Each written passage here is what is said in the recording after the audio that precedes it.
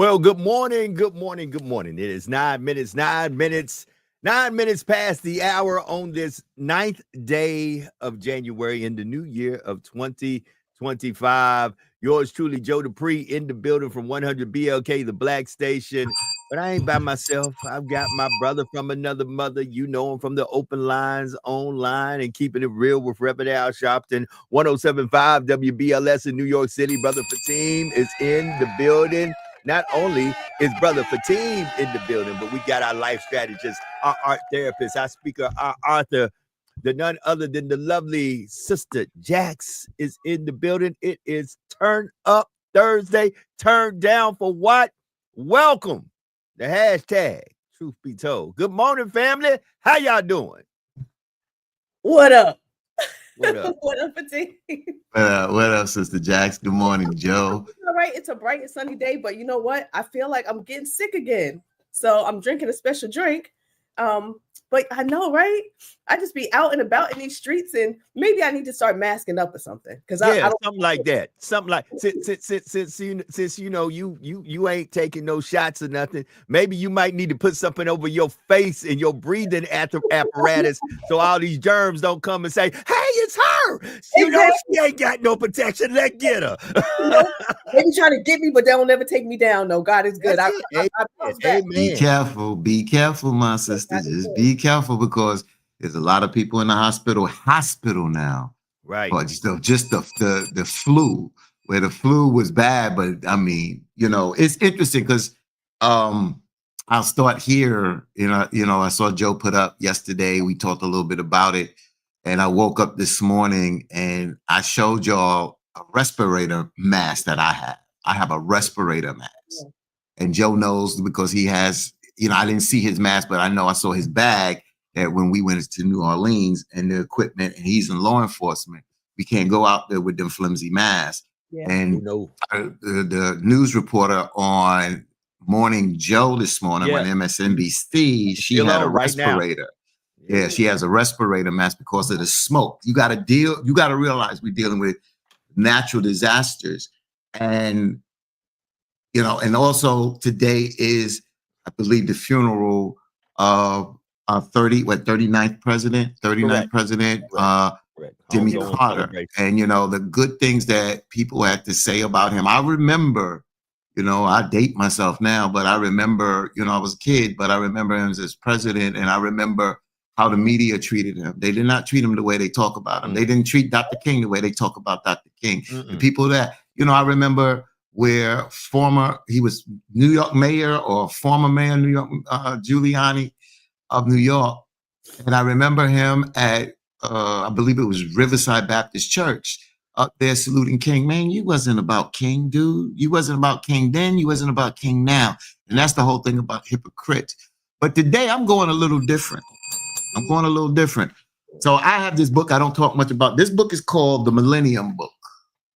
All right, this is part of my studies for you. This is back. Oh my God, this is back early 2000. It talks about on the front cover school killings, Y2K problems. It was before 2000 because Y2K wasn't out. Y2K didn't cause as many problems as people thought. Terrorism, mudslides, landslides, polluting water. So I'm gonna start here. I don't know where this would go. I don't usually do this on this show, but I'm gonna go here now. So as Joe said, and I think that it's cliche is part of it. I think part of it is sometimes we're just helpless and we call on the Almighty, God, Allah, Elo, however you may want to address the higher source. But you all have to realize that there's karma. There's karma. And not just America. America's going to feel their karma. But there's karma. There is things, and I'm not Nostradamus. I'm not here to give you all this. I'm not going to sit here and say, I ain't gonna sit here and say these are the last days, but this can't continue. And the way that we are going with the disrespect, the way we treat this planet, the way we treat people, not only here domestically, we're getting karma. and we can say prayers, and we don't want to see destruction, and we don't want to see, but with tornadoes and earthquakes and global warming, things are not getting better, y'all. The polar caps are not they're not icing up no more. Things are deteriorating. The sun eventually will burn out. These planets will implode. And or before that, man will destroy himself. So those that follow the scriptures, it's there. It talks about coming out of her. How do you come out of her? And those that houses are burning down, that you think that you're God on this planet, or your angels, or you're living the high mighty life. All those powerful and multi-million people today wish they were in a trailer home right now, because their homes have burned down.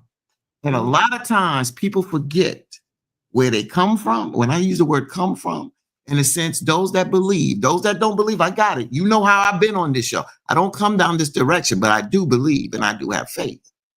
And I'm saying we can sit up here and play with ourselves. But if we think that God has mercy, he does. But he also has a wrath. When he destroyed Sodom and Gomorrah, he destroyed it. And if those that believe, those that don't come at me, if you don't believe, that's fine. You know how I can roll. That's your choice. I'm cool. I don't come on here preaching. I don't do that.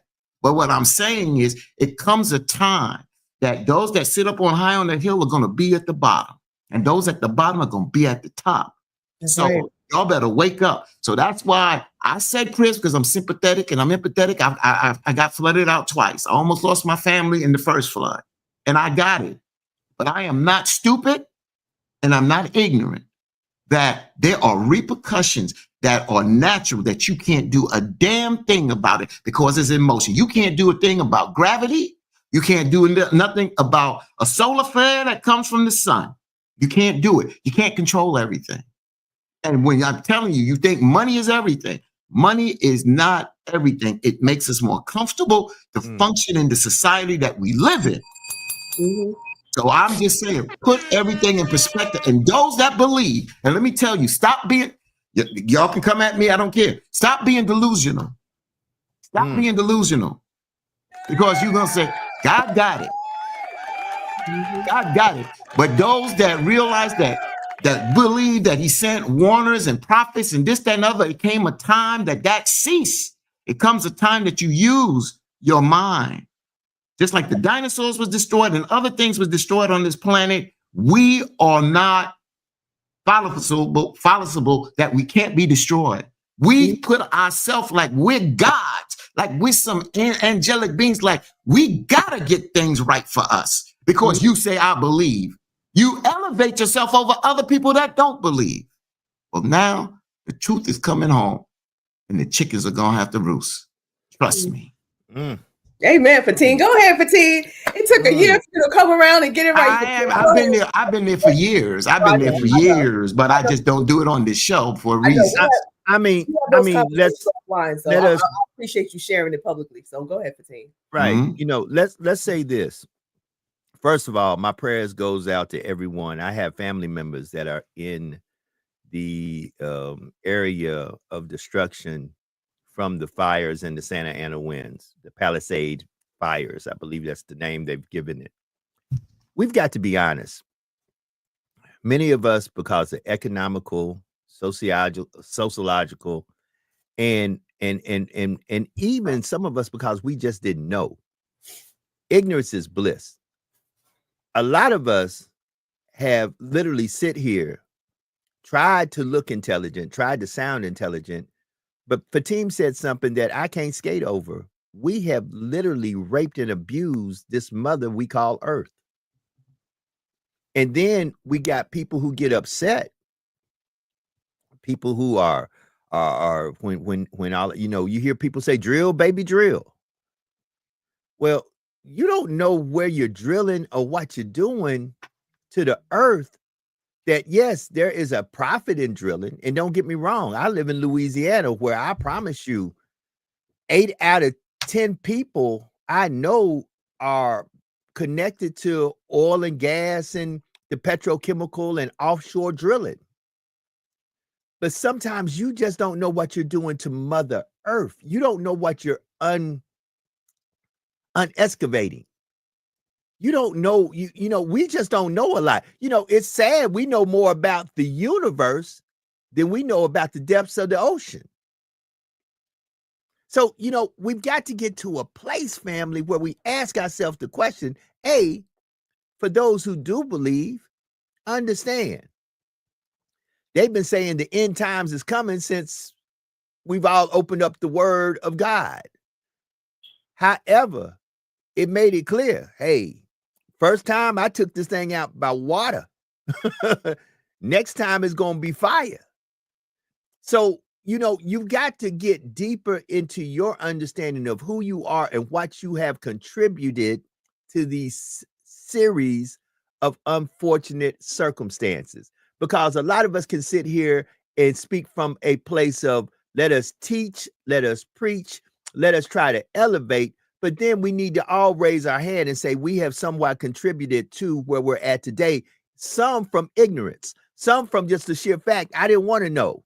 So I just went with the crowd and voted for this person. I didn't want to know. So I just went with the crowd and went with this situation. I didn't educate myself of the repercussions or the consequences of the decisions or the crowds that I was rolling with. I just wanted to roll with the popular crowd. And sometimes a lot of us have done that. We have done that spiritually. A lot of you are not in a church that you believe one word is coming out that pulpit. The truth about it is you're in a church where all your friends and all your families at, and you feel comfortable there with friends and family. You ain't even listening to church. To be exact, during church, I watched some of y'all. Y'all like this through the whole church service. Mm-hmm. Y'all secretly like this, trying to act like amen. Hallelujah. Every once in a while, you hear somebody say amen. You say amen with them. And then you look down because your phone is on Facebook or whatever. Are you Googling? Or you're not concerned. So you're going places in cadence, not going to places that are enriching your spirit, elevating your mind, or getting you closer to the Most High. You're just doing something traditional. And here's the thing. They have a saying at one of the universities here. They really have a saying throughout the SWAC, but one of the universities that is very prevalent with is in Lorman, Mississippi at Alcorn State. They say you don't want this smoke. A lot of us, because we don't want the smoke, we just conveniently go along with buffoonery because we don't want the smoke. We don't want to be the one standing out in the corner by ourselves, standing on principle or standing on what we believe. So we just go along with the buffoonery and we mix in with the crowd and we try to keep our mouth closed and we digest what we can and we just deal with the craziness. And that's just the truth about it. And guess what? There will be judgment unto all of us that have done that, myself included, because I've done it too. I'm telling you, judgment is coming. Karma is coming. Sometimes when you look at things that happen in your life, you did that to yourself. Yeah, nobody else did it. Nobody else put you in that situation. You did that to yourself. You tolerated a situation, and then you tried to play the victim and say, "Look at what they done to me." You were there. Nobody made you go there. You were there. Nobody made you do what you did. Now, don't get me wrong, because Brother Fatim went just where I wanted them to go, because I want to talk about a video I sent to y'all about what happens when non-melanated folks criticize the way we worship our God. Now, also, don't go to the video yet, Joe. Don't go to the video yet. Okay. I'm not. I also wanted to talk about something that just happened here yesterday that I need to address. If a kid who is cold goes to school with with clothing on to keep them warm, and one of the clothing happens to be a hoodie, don't. Now, I got to investigate this because I don't know what the rumor is, but if it is true that they took this kid and put this kid out to school and made the kid sit outside in the cold until their parents came and picked them up because they had a hoodie on in school, I got a problem. So I got to get with somebody. I'm going to call somebody actually during the show and say, hey, I need to know, can you comment on the situation with the kid in the hoodie, and did they put him out to school? Because no child, I don't care if they're black, white, green, blue with antennas on their head, deserve to be put out to school and put on the side of the school in the cold, waiting for their mom or dad to pick them up because they came to school not properly dressed. I know that they say they don't want the hoodies because the hoodies might be, criminal, some criminal activities. You might have a gun or something hid in it. But come on, it is cold here.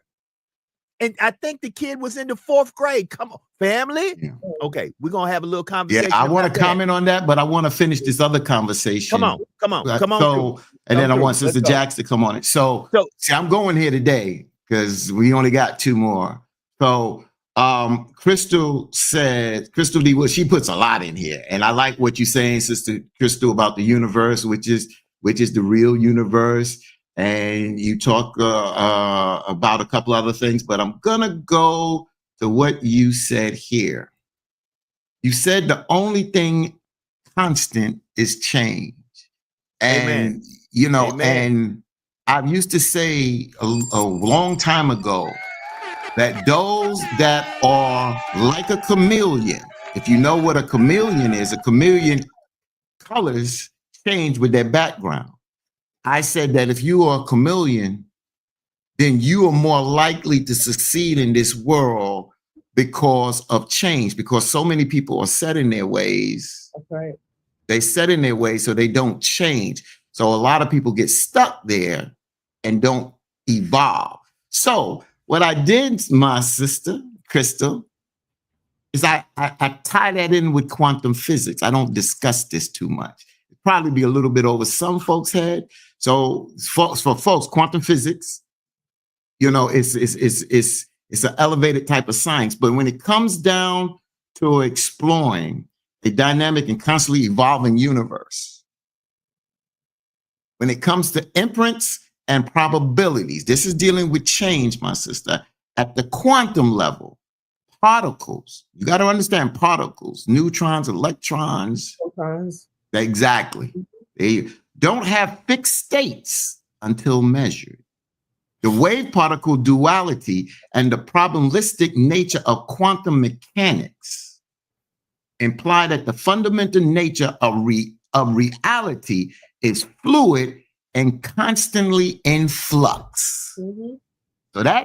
So she put it the simple way. This is the Dr. King way. You understand? You're not Dr. King way. Quantum fluctuations. In quantum field theory, the vacuum is not empty. That's why people say it don't come in a vacuum. But teeming with energy fluctuation where particles and antiparticles continuously appear and annihilate. This supports the idea of constant underlying activity and change. When you start to understand this, you'll understand death. See, we get caught up on this physical. This dies, y'all. This is a fungus. This is dying every day. We shed this. We get attached because we have emotions, we have feelings. That's why some animals, I'm feeding you so you can get on your own. You on your own, cat. I'm gone. My cat gone. Don't come up looking to milk me. You better get yours. Bring this kitty food out for you. So that's another thing. If you understand life, we would do better with life. Man made this 18 years old. That's a Western society thing. In some of these Eastern cultures, you are adult earlier. Even when women menstruate, they are considered a young woman. You gotta understand and Crystal, you broke it down. It's very simple, but if you put it on the higher, the scientific level, people will start to understand things are in a flux. They're constantly moving and changing. That's why we die. So that's why things change. So, Sister Jax, you can come in on this. I want to get back to Joe but I want to talk about this whole thing about change and what I brought up this morning, because a karma is a son of a gun. And karma, people don't even understand karma. That's why I brought up the book. Karma is an equal and opposite energy reaction to an action. Absolutely. Equal opposite reaction. That's right. To an action. That's right. That's right. And you know, 15, and that's why I put in Revelations 18, because you've said it numerous times on the show about, you know, Babylon the Great has fallen. Yes. Sister Crystal said it yesterday about come out of her. So that whole chapter, it really is pulling out karma and telling us really what that actually is, right? Because, you know, it talks about, you know, how like people with all the riches and all of this and all of that, and you know how when, you know, the angels come down and God manifests, like what's really gonna transpire, whether you believe or don't believe, it's still going to transpire, you know, regardless. So I mean, so it's deep. And I mean, we also have to be cognizant and realize that sometimes things that even happen to our children can still be a result of the karma that we put upon ourselves by the choices that we make. So now our kids suffer, you know, but many times we don't want to have that conversation. We just think, like you say, things happen in a vacuum. It doesn't happen in a vacuum. You know what I'm saying? It doesn't. And then even with the protons, neutrons, electrons, that, you know, the atomic side of that, the molecules is what composes melanin, which is within us, you know. So like we are electronic, basically electronic beings. You know, eventually in the future, should the world sustain itself, we'll be able to charge our cell phones from our bodies, right? And in some other countries, sounds like the Matrix. No, absolutely. Sounds like the Matrix. Countries, they're already working on this technology. You know, I've read the papers on it. So I mean, so it's powerful, but especially with you know, melanated people, we are the salt of the earth. We are the greatest on the earth. Scripture says so. And you know, why are we so coveted? We got to think, why are we so coveted? Why did everybody want us? Why did everybody want us to teach them mathematics, to teach them science, to teach them medicine, right? Why were all of our great books with all this information, once they acquired that knowledge, why were those books burnt up and destroyed, right? To keep it hidden from us. So, you know, we are the greatest. I love my melanated, my beautiful people. I love everybody, but especially my melanated, beautiful people. Let me add this to piggyback off of that. Crystal D. Woods, you getting me going this morning. We must continue to evolve in our conscious and elevate our frequency. Elevate our frequency. A lot of y'all do this. I got red shorts on. We stand up and pray. That ain't how you pray. You can go, there's numerous places in the Bible and the Holy Quran, it talks about falling on your face. If you're praying, how to pray, how to prostrate. Why do you think a baby is in the womb prostrating? It's in a prostrated position.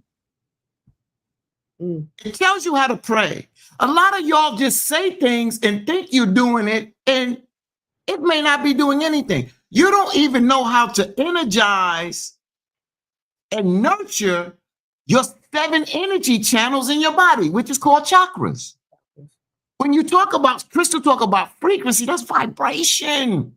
If you understand what vibration is, and you can deal with vibration, you have more control. You have more control of yourself. When you have more control of yourself, you have a way of creating, don't take this crazy, creating a vibe or force field, just like we have an aura around us. My late wife and my goddaughter are 2 people that I didn't know my goddaughter could see auras. But one day we were talking and Hanifa's like, Fatin, your aura's bouncing at me. Come on. And I was like, what? And my goddaughter said, I could see auras. So as soon as she said that, I said, wait, let me take you in my room. I took her in my room. I said, what color is my aura? She came back and said, yellow. Went back to Hanifa. I said, Hanifa, what was my aura bounce? Yellow. Hanifa's seen my cousin's aura. It was white. She's also seen somebody's aura, which it scared her. It was that heat kind of thing around them. And she knew what that meant. She said their soul already left them. It was her girlfriend, Angie. A week later, Angie was dead. So this is what I'm saying. We are so caught up on this level. This is why I say this. That's why I get so passionate. Sometimes I get so upset. And I guess the day that I don't get upset, that's the day y'all need to be concerned. Because when the day I don't get upset and I get quiet, that means I'm done talking. I'm done teaching. I got to do what I got to do. That's right. That's right. And so you know what? I'm just telling y'all, I don't even talk like this, but I said today, let me go into that level because there's another side of me that y'all don't know. Look, Fatin be talking junk on the show, but he's the most sweet, loving, kind on the back end, on the phone. Hold on. Let me go on and say it. Yeah, he be one of them dragons from House of Dragons on the show. talk to him behind the scene. You ain't getting nothing but Puff the Magic Dragon. I ain't Puff the Magic Guy, but I deal with, like I said, I always use the example of Bruce Lee. Bruce Lee walk in the room, he look like a mild-mannered thing. Let him take off them shirt and start flexing and bring out them new chucks. He's a different person. And I think that we have to learn. Everybody don't have that ability to adapt to the circumstance and the situation. When, you know, like I said, I've been around some people that surprised me and shocked me that they were real warriors. Some people surprised me that, they was ready. Yeah. You understand? Because you don't have to talk it. You have to be about it. I remember seeing Reverend Sharpton. I had to laugh. We was going to Bensonhurst in the 90s in a protest for Yusuf Hawkins on a Saturday. This is before he got stabbed in Bensonhurst. And this car kept trying to get in our way. So you got to realize we're led by undercover detectives in unmarked cars. Mm-hmm. So when the car did that again, the detective blocked them in. So I'm security. I jump out. I didn't know Sharpton was going to jump out like that. Sharpton jumped out in this dude's face. And that's what I'm saying, dude. You got to understand, a lot of us, we talk, but then we take off this and we put on our warrior outfit. I was not a member of the FOI, the Fruits of Islam, but I was a member of an organization that we were the Swords of Islam. Wow. I was trained. I was trained to do security for Reverend Sharpton. Reverend Sharpton did not want us to carry weapons. So we were trained how to lock a person. And boy, if you move the wrong way, you'll break your wrist or you'll snap your neck. Dang. And you This a is big boy. real. You a big boy, so I know you could tear somebody up. Y'all don't know how big Fatin is. Fatin is a big, tall, I used to be big. I ain't that big. Not big, not even big like that, Fatin, but just you're very statuesque, and you have such a commanding presence. I appreciate that. I appreciate that. But I just want to just end with this, and then we go on to this hoodie thing. The vibration, folks. There's a lot to learn, and don't wait and just come on here. Mm-hmm. There's a lot to learn out here, and if you think you heavy here, there's a lot more. So realize, humble yourself. Mm-hmm. Humble yourself out there. Right now, we're in the position to talk and spread. And I just said, I ain't holding back today. When I don't hold back no days. It's just that I don't go to quantum physics that much. I don't talk about chakras that much. I mention this. I don't talk about the scriptures as much as I'm saying. But I think we're in a time that we just think that we can pray and just leave it to God. No, we're going to have to do better. And if we don't do better, then our energy is bringing and attracting negative energy. Trust me. Well, Fatin, also, and speaking about auras and vibration, there were several studies that I've read, right? Two in particular that stand out. They did an experiment where they had plants, right? One person spoke at the plant, kind, loving, gentle, soft, beautiful words. Somebody else spoke to that plant with, not even somebody else, the same person spoke to another plant with angry, bitter words, right? The one that received the kind words, that plant grew and flourished and blossomed quickly and abundantly. But the one who was talked to, I hate you, you're stupid, you're bad, shriveled up and was a small little plant. There was also another experiment done with ice, water turning into ice, right? So they would speak into the water and say wicked, mean, nasty things in this tray of water, petri dish.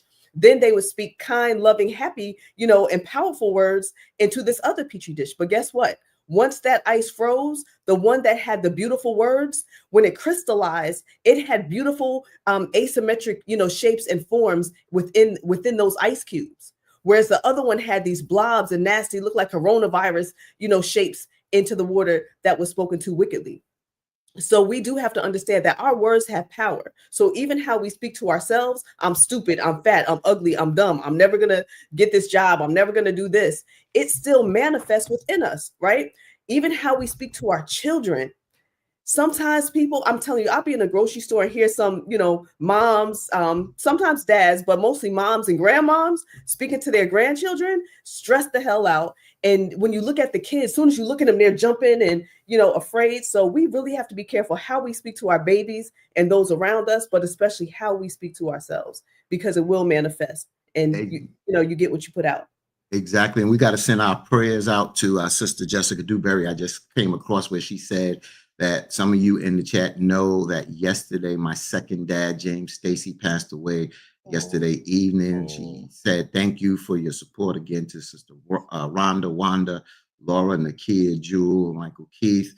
KC said something just now, replied to her. And again, Jessica, you're a warrior. But our prayers and condolences, my sister, because that's not easy. I'm just curious if this is because I remember that you said that your sister and someone else found a person that had fell in their house. And I was wondering if this is that person. But again, you just, you keep pushing, and then it seems like, you get so much thrown at you. So I just want to take a moment just to say those words to you. And, this is what I'm saying, that what this show has done, we look at these things, but this is what it is. It's not just about us, three of us. I've said that. It's about all of us. And some of us has built relationships. Some of these folks are coming from BLS over here, and they already have this kind of network, Nakia and all of those folks.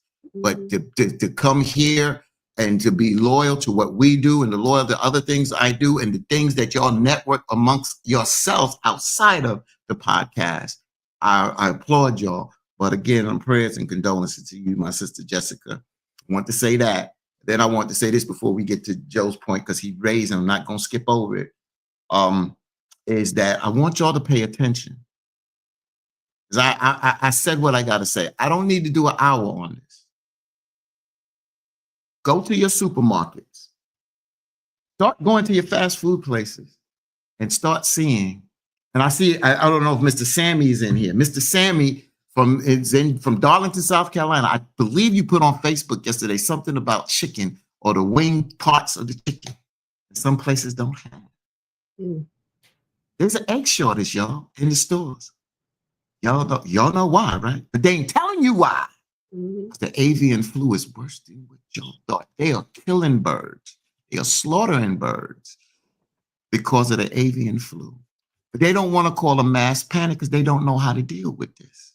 So they just quiet it down. They try to kill the birds. They kill the birds. We're not getting enough eggs. It's going to get worse. I told y'all.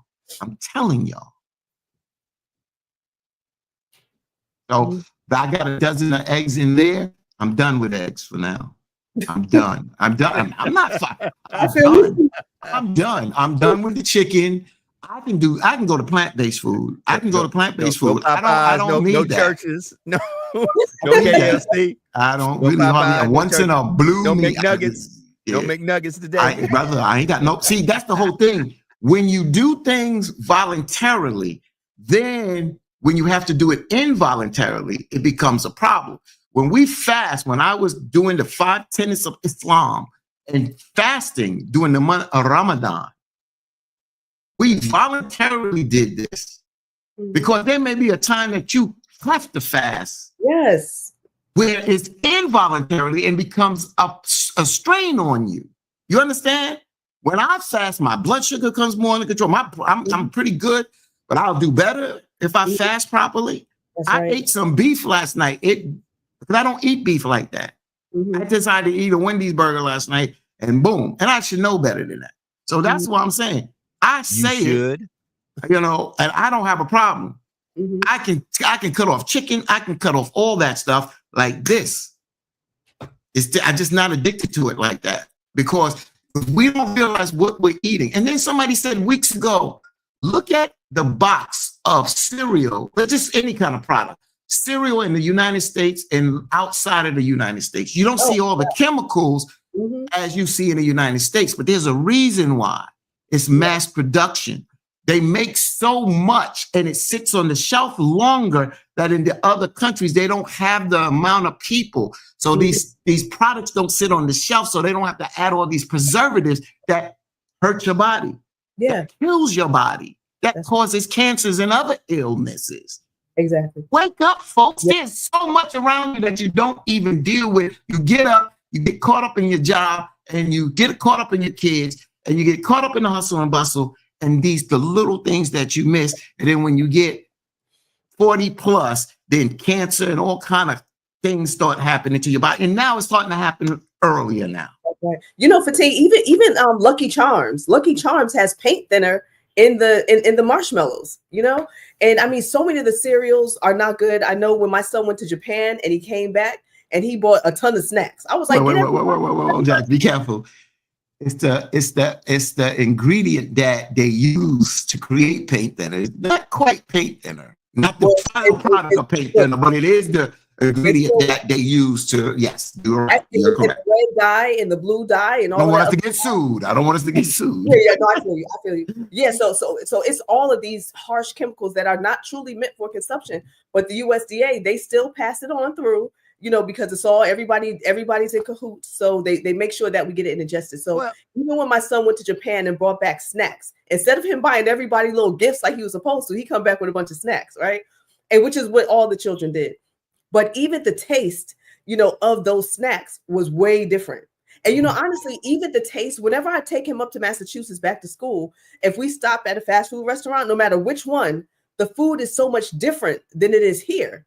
It tastes, even though it's still processed and stuff, it still tastes more fresh than it does in urban areas for sure. It's way different. So much different. Well, you don't have to clean the chicken in the South as much as you have to clean the chicken in New York. I mean, let's just be real about this. You know, you brought up about certain ingredients and what folks don't understand, because as Brother Fatim says, many of us love that the ignorance keeps us in a blissful place. And it's just easy to say, oh, I didn't know that. But what folks don't understand, and I know this because of my medical status, certain chemical compounds are all right by themselves until they come in conjunctions with another chemical compound, and then you have a kapow. That happens with a lot of medicines. Those of us who are diabetic, those of us who are anemic, who may be on a smorgasbord of medicines, understand some medicines that by themselves can control your blood pressure, but mixed in with something that may have to deal with your cholesterol, you put them two chemicals together and all of a sudden you have a heart issue, because those two chemicals together, the one will do one thing, one will do another. They coming together will put more pressure on the pumping mechanism called your heart. So with that being said, this is why you have to pay attention to what you ingest. Because just like with certain medicines that don't mix with certain medicines, and they give you these warnings when they tell you about these medicines on TV, sometimes they give it to you verbally, but very many times it's that small print that nobody can read that tells you this doesn't work with all this. Yeah. Understand the same thing is with foods. Brother Fatim is right. It's not paint thinner, but it is the same elements and ingredients that are a part of paint thinner. So with that being said, though those molecules by themselves may be harmless, you don't know what those molecules in conjunction with other molecules might begin to do. That's why, like I said, we just got to pay more attention. And Joe, you know what? Yeah, go ahead, sis. Even if you look at cigarettes, right? The box on the cigarette warnings, what does it say? Smoking can cause cancer, heart disease, stroke, or something similar. Part. But guess what? People still spending, I don't know what, $12, $15. It's still smoking, you know. And just recently, they even had something on TV. Oh, you got Newport? You got Newport partner? Yeah. I mean, you know, y'all know how it is in the hood. I don't know if they do it down there, but up here you can buy a loose. You know what I'm saying? So I mean, it's just so crazy. But they had something on TV the other day where they're saying like now they're going to start putting warning labels on alcohol as well, that it may cause cancer. Yeah. Oh you yeah. But guess what? Is that really going to stop folks from drinking? No, Exactly. no, because here's the point. Many of us, including myself, we're really not, you know, my oldest brother, Clint, I showed you a picture of my brother, Clint. He just had his birthday and Clint looks younger than me. And Clint almost 70. Let me say this. We're not meant to consume some of the stuff we consume. We look the way we look because we are literally eating ourselves to death. And understand there are certain things we weren't meant to consume. And for those who believe, it tells it in the Holy Scripture. It tells you what you should and what you should not consume. Now, I got to be very careful because I live in the great state of Louisiana.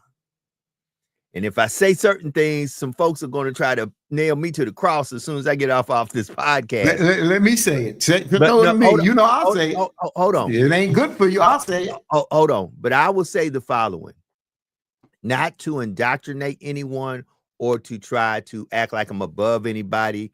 I'm never beneath anything or anybody, but I'm not trying to put myself in a place that I know more than you know. I'm just saying this, as we say in this podcast, we are here to make you begin to think, not tell you what to think or how to think. With that being said, I highly suggest you get this book and begin to read. This is a Bible. Begin to read and decipher it for yourself. I don't wait for a man. And let me go back to my earlier statement that ties in with Fatim's karma. A lot of y'all ain't where y'all supposed to be. And a lot of y'all are just following the herd. Mhm. Y'all are literally one of the mice with the Pied Piper. And you know it. You know it. I hate to say it. I just feel it in my spirit. I need to say it right now. Somebody out there is like, you're right, Joe. Because I tell you, I've been a part of the herd.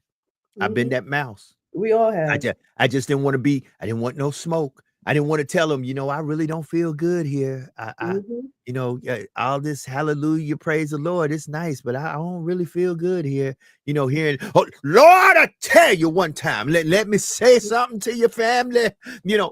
That's all sounding good, and I'm really kind of motivated, but something in my spirit says that this ain't getting me nowhere. Here, I'm telling you, prosperity coming tomorrow, and that all you have to do is trust and believe, and one day, all that is fine. But something in my spirit, and then you sitting there beside folks, and you looking at folks, and they jumping up and down, and some are falling out and passing out, and I get it. I don't get it. Ain't no good spirit gonna beat your ass and throw you on the floor and bouncing up against the wall. Hold on. I don't. Ain't no good spirit. Don't give me that. Come on, church people. Hold it. I just want to be real. I can't judge, or I will not judge or say what's going on with someone else. I ain't no don't good spirit know. doing that.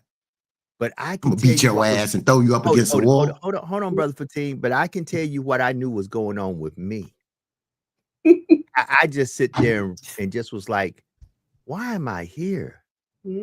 Oh, I get it. I don't want to really say how I feel, because if I get home, my better half might look at me and say, are you all right? And then she'll make a phone call to her mom or a couple of friends and say, something wrong with my husband.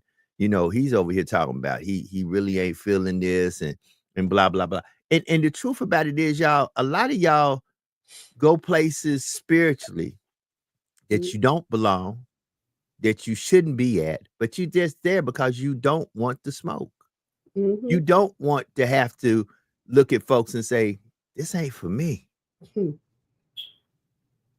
I'm just saying. Let me just say this. So I'm gonna say it, and I'm gonna say it with conviction. I ain't taking it back. So because it happens in the church, it's okay. You flipping like a fish. You're showing your ass in the church and saying, I caught the Holy Ghost. But if you come home and flip like a fish, you call 911 and they commit you to the crazy house. So that's what I'm saying. You don't think and you don't use common sense. I remember I was like in church as a kid, and I was like, first of all, I know I shouldn't be getting aroused as a kid, but I'm seeing this lady die. I'm seeing her stocking go. I'm starting to see, oh, what's going on? Why am I getting this feeling? And then I asked my mom's was with me. I'm like, aunt, what's going on? Well, she caught the Holy Ghost. Caught the Holy Ghost. Then I came back and watched the movie, The Entity. And so, that spirit did more than that spirit had sex with her. But what I'm saying is, we think we are so brainwashed that they can say it can happen at one place, but if it happens at another place, it doesn't work. They got you so confused, and then they'll say, well, Fatim, that's the attire for the beach. You're in a two-piece bathing suit, one-piece bathing suit, and you're out there, everything's, pretty much, so-and-so, right? But then you got not a slip, but you got a gown on. And then you come to the door. Oh, hold on, I'm not dressed. Oh, you're not dressed. You show more skin at the beach to more people. Yeah. That's what I'm saying. They got us so crazy that we think we walking forward while our ass is walking backwards. That's what I'm saying. Common sense. Hold it. I got breaking news. Breaking news. Y'all got to see this. They have set former President Barack Obama by current President-elect Donald J. Trump at the Jimmy Carter funeral. And they are having a good conversation as we speak. Barack walked in very presidential and shook everybody's hand. And first time since I've seen Mike Pence, he actually shook the hand of President-elect Trump because he's sitting actually right behind him. And it is the Bushes just walked in. And it's just amazing because it's amazing how civil they are to the president-elect, as nasty as he has been to them at times. So I'm just saying this, if folks are watching the service, because it's being televised, I'm looking at it on MSNBC, it is amazing to me. And Bush Jr., well, Bush 2, is looking very presidential himself. You know, a lot of folks, I know we love Trump, but I take Bush 2 any day of the week over T-Rump. I mean, elected. Yeah, I'm sorry. Yeah. Elected President Trump. I'm sorry, y'all. I did that. But look, so I want to get to what you said. I want to get back to now what you said. Okay. Louisiana. Wait. I still want to go back to what you're saying, Fatim, because it's so true with the whole bathing suit thing, right? Yeah. If you walked out your front door with your bra and panties on, even with that, like you said, people will say you're crazy. But you go to the beach and there are hundreds and thousands of people out there with basically their bra and panties on, you know, but just because it's made of a different waterproof material, it's no longer like a bra and panties. I know, because I used to be at the beach with, you know, wearing a bathing suit, but I go to the beach now dressed modest, but I still look beautiful. I'm still able to frolic and swim in the ocean and still do what I do, but you're not going to see all my skin like you used to. Now, hold on. And Jax, let me say the following, where we can put this in context. And Joe, you got to block somebody. Look at the chat. You got to block somebody. I'll get in there and get it when I get a chance. At the end of the day, it's once again because there's something that happened to you mentally, physically, spiritually in your heart that says, I have to make a change. And I want people to understand this. That don't happen to everybody. So I'm not here to judge. I only can tell you the path that I walk. And I can just tell you what has occurred to me, because understand something. A lot of stuff that happened with certain folks don't happen with everybody. Like, I give a prime example. I'm rereading the autobiography of Malcolm X. And one thing that really blessed me is, and I really would love to know more about Malcolm Little's mom, because I was so impressed. And at the same time, it was a little bit disturbing because it made me feel some type of way of some of the decisions I made. How Malcolm Little's mom said, because she knew in her melanin, she was fairer skinned. She didn't even want to deal with fairer skinned people. She wanted a darker skinned man. She wanted somebody who was more what she believed was more of less of the Caucasian in her, because she knew that light-skinned and melanin came in her because of the mixing of her and maybe a slave master somewhere down the line that either raped, not saying, and it could have been a consensual relationship. We don't know. But at the end of the day, he talked about how his mother despised that she was light-skinned. You know, and I'm like, wow, you know, and sometimes, once again, we don't want to even address this, and we'll address this some other time. And listen, I got some good news for y'all. We'll be back. And when we're back, we will be bigger, badder, and stronger. But it's just sometimes how our mothers and fathers and the things they say and do influence us for years to come, even into the time when they have transitioned on and went back to be with their ancestors. We're still holding on to stuff from our mothers and fathers and things that he either said or did that position us to be a certain way or do a certain thing. And that's why I have to give my art therapist, my life strategist, a lot of love. Professions like hers is needed. We all need somebody that we can talk to. I talk to somebody once a month, every month. And I ain't got a problem saying that, because through divorce, I've been there. through bankruptcy, been there. Through homelessness, been there. Through abandonment as a child, been there. Through things I can't even say on this podcast because I'm really not wanting any of y'all really to know me like that. I've been there, and I'm thankful that I go get professional help and speak to somebody who can look at me and say, brother, we might need to look at some medication, brother. We might need to rethink this or do that, because it's always good to self-examine self and get yourself to a place. Because let me tell you something, I ain't the good guy that some of y'all think I am. I am very reserved and not showing you the bad me, because the bad me is bad for real. And, you know, and I'm thankful that I know how to go to somebody who knows how to say, that's not you. That's not you. Military training, that's not you. Because like I tell people, a lot of us have seen and heard stuff we can't unsee and unhear. That's right. And we try to act like that don't influence us, but it does. It does. Let me just say this. Hold on, Jack. Let me just say this, because we got to get to this Louisiana thing. But Joe keep going so many different places. I got to comment on this light skin thing. You can't mention Malcolm and then go somewhere else. You're going to mention Malcolm, especially Malcolm and his mom. We never really talked about on this show. And Sister Jax, this is interesting, and hear your take on this. But then we got to get to this Louisiana thing. But we think about that I went through with my mother. My mother was your complexion, Sister Jax. And she bragged that she worked in white people's house. It was a badge of honor for her. It was not that she wanted to be white. But I remember in first grade saying that I had a little girlfriend. It was a white girl. My mother was like, ecstatic. And then I watched how my mother treated the landlord, because my mother and father were superintendents. And I told you, my father, who's darker skinned, called my mom's out. You break your ass. You don't, sometimes the kitchen floor stay dirty. So so-and-so's coming by, you break your ass. She didn't like that. And I mentioned that before. There's some light-skinned people, because of how we is treated as Black folks, especially in the past, but it still happens today. You got people that are not light-skinned that use bleaching cream because they don't like the color of their skin, or they don't like how Black folks are treated.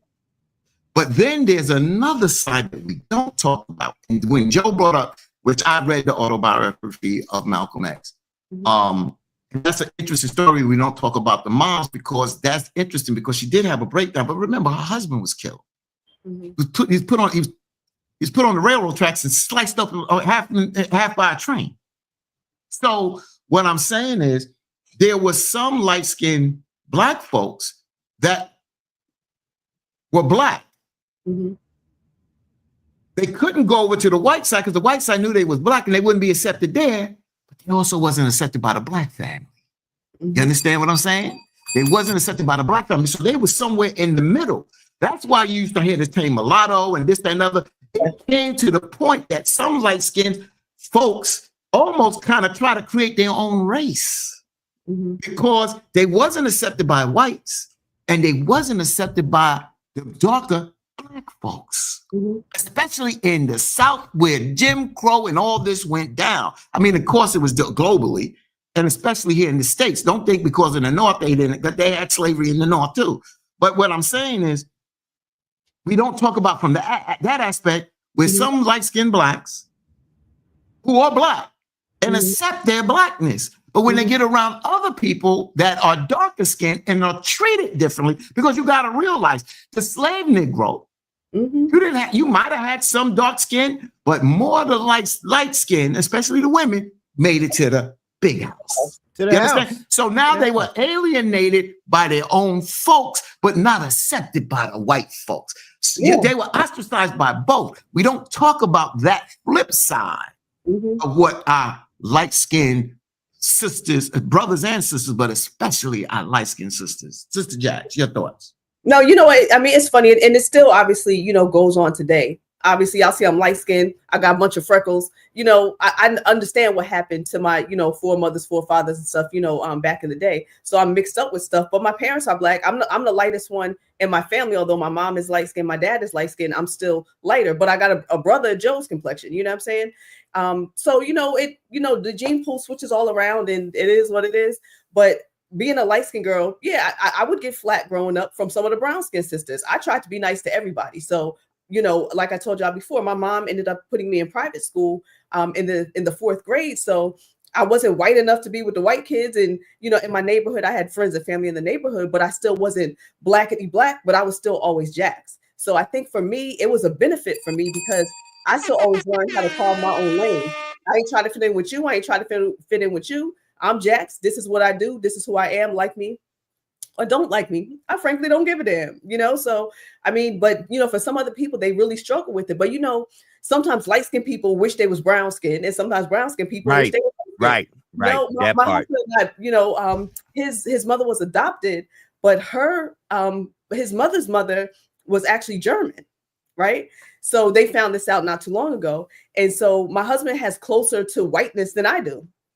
But he's still a little bit darker than me, but we battle. He got some of that Canaanite in him, some of that cave Billy, I call it. Mm-hmm. Yeah, exactly. But thank God it's from the mother's bloodline, not the father. So he still, you know, is a brother. No, you know now that the father, it doesn't pass the stronger gene, it's the mother. We always talk about the father passing the name, but it's now proven through DNA the mother gene is the stronger gene that is passed to their child. Sorry, Jax is on the mother side. I'm going according to I don't care about scripture there. I'm there. Yeah, DNA girl. DNA girl. Well, I do. But anyway, my husband's still light skinned, but he's always like, baby, but I got black features. He's like, I got big black lips and I'm black here and I'm black there. But you know, it is what it is. He's mixed. Yeah. And the melanin gene is what? The stronger dominant gene. Yeah, you got to realize that the white gene, folks, I don't mean to offend you. I don't mean to offend you, but this is the real deal. Mm-hmm. The white gene is a recessive gene. It's lacking. Mm-hmm. It's a recessive gene. Sister Rhonda put in here, I didn't even go there with the ether 9 and the 6 and all that, but you're right, Sister Rhonda. Ether 6 is the white gene. Ether 9 is that black gene. That's what keep our hair kinky and curly. So that's why when a lot of us saw our sisters go natural, especially back in the 70s, mm-hmm. because remember, back in Jim Crow, Black folks wanted to do everything to imitate or be like white folks because they thought they would be treated better. And they got a rude awakening to that. We straighten our hair. We damage our hair. Yeah. Hanifa used to say women got cowlicks because they lost all their hair over here because they didn't treat their hair properly. You can do whatever you want to do, sisters. I'm not here to say that. What I am saying is that the white gene is a recessive gene. And the black gene dealing with the melanin, a scientist will tell you, mm-hmm. it's a rich, active gene, and the white gene is a recessive. That's all to it. This has nothing to do with Yaqub and nothing to do with the Nation of Islam. This is the true fact. This is scientific. But Fatin, you know, even if you take it back to childhood, when you guys were kids, when I was a kid, we would even put towels on our head or, blankets. I mean, I had thick, long hair. People say I had good hair, but I just had hair. You know what I'm saying? But I know growing up, I wanted nappier hair. You know what I'm saying? Because that's what, some of my friends had, thicker, coarser black folk hair. And I wanted more of that hair. Right. Which is rich with protein. Come on. And John Singleton, one of the movies we all remember from our childhood, because I think most of us were either children when it first came out or young adults. You remember in Boys in the Hood when that boy turned around and said, okay, get up here and tell me something. And Styles went up there and said, we all from Africa. He said, I ain't from Africa. Yeah. You from Africa, you Africa booty scratcher. Come on. So exactly. Come on, y'all. Let's just be real. Hold it. I'm going to say this and we're going to try to move on to some other stuff. It is we got to go to Louisiana next. Right, Louisiana. Hold it. Let's just be real about it. For the longest, most of us have been indoctrinated and taught some form of what I'm about to say. If you're white, you're all right. If you're light, you might be all right. If you're brown, you can stick around, but if you're black, you got to stay back. Exactly. Most of us have always been given some form of that type of indoctrination or speech to make us know we're not equal. We're not equal. We might be human, but we're not equal. And that will continuously be an issue until, let me give you a prime example. I was watching A Quiet Day, day one, and a child said the following to me: will it take aliens to come for us to stop hating each other, being black and white? Because the white guy with the black girl with the cat were just trying to survive. They weren't concerned about you white, I'm black, and this cat. They were like, man, there's some things out here eating everybody. And we just need to survive. So let's get into Louisiana. Louisiana. Okay. Yeah, I just want to read one comment. Wanda White ahead. says, I dealt with this with my own sister. I'm light skinned, but my sister was dark skinned. And I had to deal with my own sister's jealousy towards me. So that just shows you how close that you siblings coming out of the same womb. Because I'm darker, you know, and don't y'all know that there have been twins born? I know y'all have seen this because this has been on front of Ebony and Jet magazines in the past, where the parents are, one's Caucasian, one is black, and they have had twins, and one comes out black skin, brown eyes, and the other child comes out white skin with blue eyes. So that's the genetics. That's why I said you got to understand genetics. That's why I don't want to say, and let me take back, I don't not care what the Bible said. I'm just saying that this is science. Science and religion, it's the same. Don't separate them. And that's why I'm saying when you understand genetics, then you understand certain things. And that's the bottom line. But I wanted to go to wait, real quick, Fatin, to tie in with what the sister was saying. I saw a reel yesterday and it broke my heart. It was a light-skinned sister, and she was saying how her mother apparently was a white lady and had a baby with her dad, a black man. And she always was with black men, you know, apparently, and always around black men. But she never formed any positive relationships with any black women. She had like a hatred towards black women, right? This white lady. So the young lady was saying, if my mom had a hatred towards black women, how do you think she feels about me, her black daughter? You know, and the lady was like tearful when she was talking about it. And it broke my heart because now this woman is raising this black daughter, but still treating her and not knowing how to communicate with her effectively. Although it's her daughter, she's still a black woman, you know? So I find that interesting. So we just got to pray for everybody and just, you know, try to treat everybody right. And, you know, just be confident in who you are, no matter what shade, what color, jacked up teeth, freckles, bald head, tall, short, you know, black, brown, whatever. That's the grace who you are and just love yourself. And you can accept yourself hard on yourself and just sometimes you just gotta say, I don't give a damn what anybody thinks about me. I'm doing my best to do the right thing, and I'm just gonna walk with faith and hope, and you know, I'm gonna walk in what God gave me, and it is what it is. That's a strong person, Sister Jax. And those are real words, but peer pressure is a mother. And I've seen it. I've dealt with peer pressure. And when you are dealing with peer pressure, sometimes we break. So those are good words, but that's kind of on the extreme side. I'm not saying it's right advice, but people have to get there. That's the problem. Some people are already there, that they have been raised who they are, because I remember being at my friend's house, and his house was not the best house. But I remember, and one of her sons had this fine girl, and he was a little leery of bringing his girl over. And I was standing there, and the mother told her son, Jimmy, she said to him, don't ever be ashamed of your house. Don't ever be ashamed of your home. And even though the house wasn't up to par, I took something from that.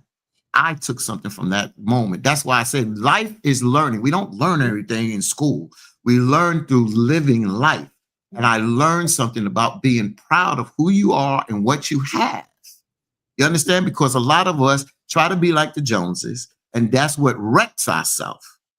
That wreck ourselves. That's why I said you got to listen to hip hop. That's why I get, you know, there should have been a course in college. Dr. Michael Eric Dyson talked about that. He talked about Tupac and other hip hop artists that through their lyrics, you can learn. You can learn. I was just listening to Redman 2 days ago.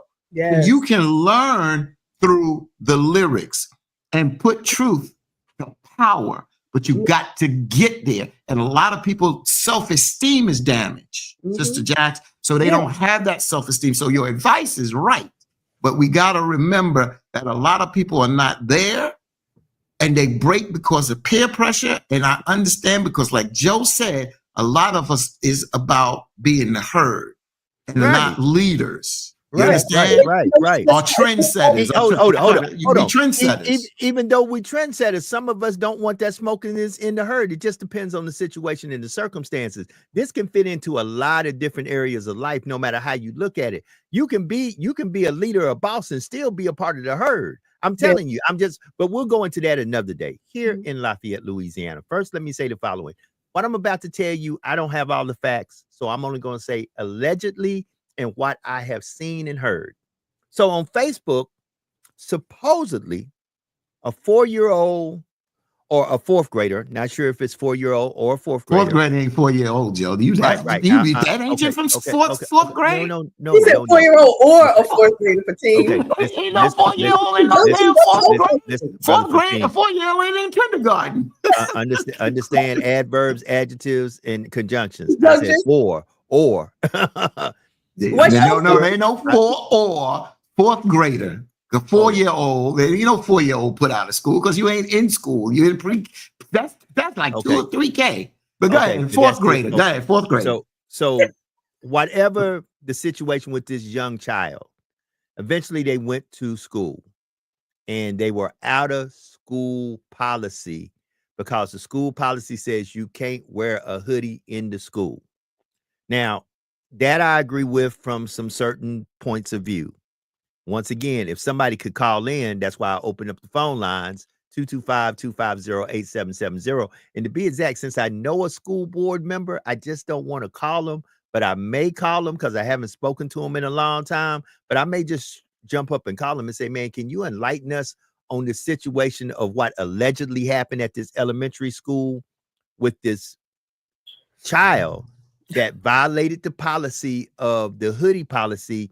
I'm not so much about the violation. It's so much that it is said and it is alleged that once that child violated the policy, they made the child leave the school, stand out in the cold, waiting for the mother or the father to pick them up. And to me, that's just wrong. It's just wrong. You don't put a child out in the cold. You can make them stay in the school, wait in the hall, wait whatever until mom and dad pick, but you don't put them out the school. If that was the case. So I need some clarification from some folks, and I may try to go ahead and call this brother. Be exact. Let me just try it. Well, before you call, hold on, because I was waiting to chime in on this. So let's go back to understand this, because this is what happens in some of these red states with this bull crap. You know, and see, and when I say what I'm saying, I did this. So I don't have to say tough words now. Because my daughters were part of a policy, a school uniform policy. But I told the principal that you are taking now. Me and Jackson may disagree on the whole thing about the policy. I disagree with the policy. Remember, I just brought on Dr. Shango Blake that used uniforms to instill something. Yeah. Not totally against uniforms. I was against uniforms in New York City. I was against uniforms in New York City because the Department of Education was using it as a smokescreen to not deal with the lack of books and other things that were underfunded in the schools. And I saw that. And then when I found out that other schools that had higher grades didn't have to deal with the uniform policy, it proved my point. Now, so I'm saying that to set this premise up, because I know what I would have done. That would have been my kid. That would have been a problem. But it never should have gotten this far. Go back to Trayvon Martin. Let's go back and set this up. Trayvon Martin was killed. He went to the store to get, Skittles and iced tea. I forgot what the name of that iced tea thing was. So he goes there. He has a hoodie on. He gets shot and killed. We ain't got to go through the whole story there. As there's an uprising, especially amongst Black folks here in America, politicians in DC, congressmen wear hoodies into the House chambers. New York legislators wear hoodies into the chambers. Those states and white folks that got upset said, we're going to show you. We're going to change laws that outlaw hoodies for kids to go to school. I wouldn't, that ain't happening in New York City. That's not happening because you can't, it's just the most craziest thing. Okay. Let me just finish, Joe. I'm got to get to a point. I'm getting to that and you can comment. Okay. So in Louisiana, let's deal with Louisiana now. School dress codes are determined by individual school districts, leading to variations in policies regarding hooded garments, commonly known as hoodies. While there is no statewide prohibition, basically there's no statewide, they don't prohibit statewide of wearing hoodies. Several districts have implemented specific guidelines. Do you know what district, what parish this happened in? This is in the city I live in. It's Lafayette Parish.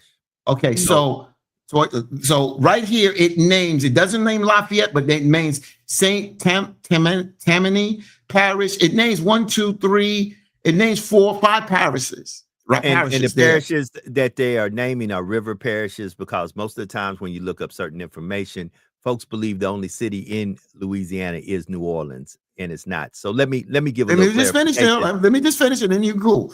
So what I'm saying is, we the people allow this. There's not. What is wrong with a hoodie? A hoodie because Black folks used it as a statement to stand up for Trayvon Martin. These legislators now came out and used the hoodie as a tool, as a get back. This was not something that was done before, unless there's a policy for school dress.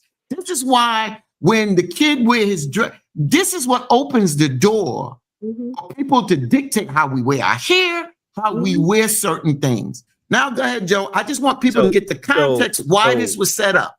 So from what Brother Fatim said, from the content of what he said, Fatim was right on point. Let me try to give a little more light to this from another perspective, not being a devil's advocate, but just telling what I understand to be the law as it is here in the state of Louisiana and in the parish that I live in. And that's why I'm getting ready to call a school board member, and maybe they can shed a little more light on this. I understand, because I am a law enforcement officer, that many times in many schools in Louisiana that do not have metal detectors, and many do not, they have certain policies like no hoodie because it is easy to conceal contraband and weapons within hoodies.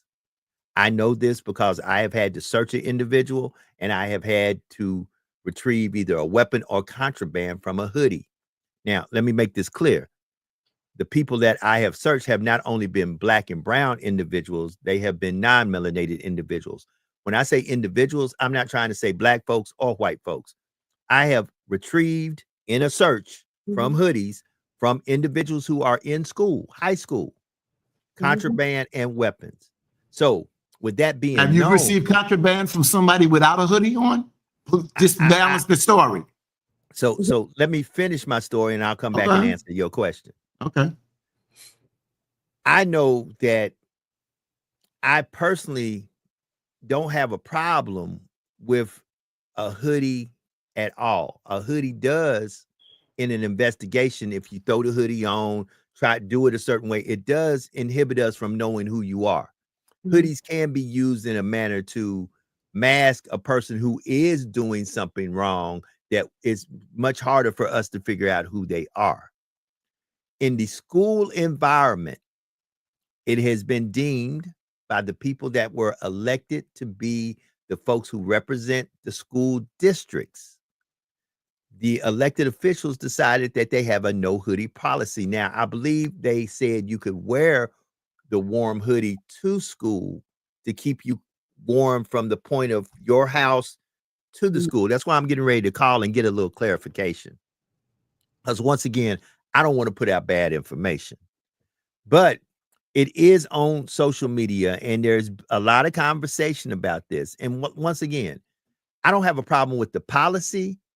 I'm trying to find out, was this child who violated the policy? Because if you were supposed to wear the hoodie to the school, then take it off when you got to school. If the kid didn't take the hoodie off, then yeah, they violated the policy. But I don't think in my opinion, let's Joe, not speaking for anybody else. In my opinion, that if the child violated the policy and would not take the hoodie off in the school, should been held to some disciplinary standard. But that disciplinary standard is not to be put out the school and be put in the cold to wait for their mother or father or guardian to pick them up. Now, that's my opinion. I'm trying to get some clarification on what really happened. And with that being said, let me make this phone call. Let me see, do I have the phone? All right, let me just say this, Sister Jax, real quick. So Jessica says, because I'm looking this up, long black trench coats should be banned and prohibited because mass shooters at schools have typically worn those type of garments to hide their weapons. Douglas Guidry said, oh, come on, I'm from the hood, and I know one thing. When the weather turns cold, those hoodies can be used for malice intent. And when they get cold, those hoodies can be used for what they were made for, to keep a person warm. Number 3, the problem is, after Columbine shooting, when that kid walked in there with the long trench coat, did they ban those trench coats? Hell no. See, that's what I'm saying. We fall for the okie doke all the time. This was not an issue, not a big issue. Like Joe said, hoodies can be used to conceal your face or whatever, just like the hood mask, the ski mask. Right. Yeah, they can do. There's a lot of things, but we fall for the damn okie doke. They didn't do that crap for the Columbine. They didn't do that once the white kids went up and shot up the damn school. See, that's what I'm saying. We fall for the okie doke. Number 4, people in the South, for instance, when my friend came here the other day and it was 27 degrees and she went down to get in her car, I gave her my winter coat. They don't have winter coats down here because they don't really deal with that cold weather on a consistent basis. My winter coat got a hood on it. Ain't no way you gonna tell me I can't wear the coat in the school. Now, Joe said about the policy in the school. I don't know that part. Once you get in, but if you got a hoodie on and it's the only thing you got on and a t-shirt under it, then I'm not taking my hoodie on and walking around the school in a t-shirt. Down here, sometimes people put on a flannel and a hoodie to keep them warm, and they go about their day. It never should have got this far. You deal with the criminal element. If you get the weapon, the metal detectors, you deal with that, but you don't take people's civil and human rights from them. And that's why I said when they did that, to come back at black people for us standing up at Trayvon Martin, we fell for the damn okie doke, and now we want to fall. Now when they do this to our children, now we want to bitch and moan. Okay, so once again, let me be crystal clear. I need to be crystal clear with what I'm saying. And I understand, everybody knows Brother Fatim's passion, and I do not disagree with it one bit. But let me be crystal clear. And I'm getting ready to call, I had to reset up my phone lines. I'm getting ready to call somebody and try to get a little clarity because I don't know what really happened. The part of the whole equation that I do not like is Thank you, Crystal. If the child violated the policy, no problem. Then correct the child, let the child know you violated the policy, but you do not put the child out in the cold. You can tell the child, I need you to call your mother or father and come pick you up, because the child may have said something. I don't know what was said or what happened. And I know how children are these days. Because I've been in schools as a school resource officer. You tell it. I've been in school with a badge and a gun, a taser, and a nightstick, and said, "Excuse me, can you get to the other side of the hall? Make me." Yeah. Excuse me. Excuse me, sir. Make me. Yeah. Make me, pops. Sir. Could you read Chris? Hold on. I will. 15 and 16. I'm not trying to be a devil's advocate, and but you are doing that. Hold on. But I'm not broad brushing either. I'm only telling you my experiences and to tell you some, not all. There have been some children, black, white, green, blue, purple with antennas on. Excuse me, you can't walk on this side of the hall. Please walk on. The traffic goes like traffic. Can you please not disturb the traffic of the hall? No problem, sir. I'm sorry. I was just trying to do this. And they go to the other, and others have not. Yeah. There's some bad apples do not equate to all of them being bad apples.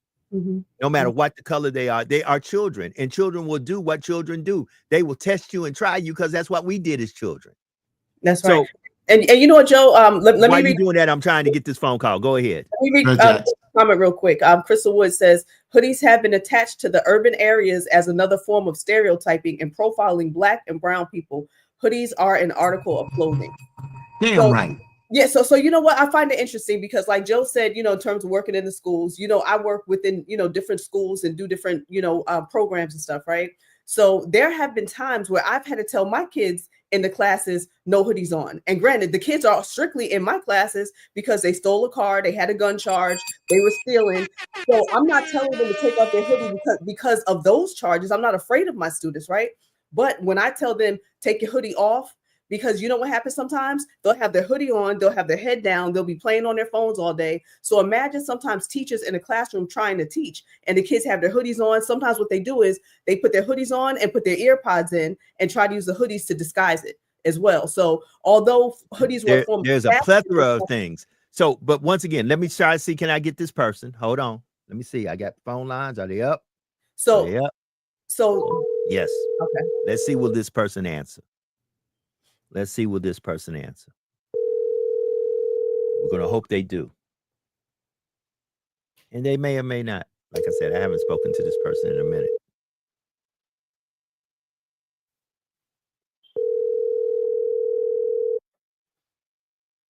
Your call has been forwarded. And they didn't. Okay.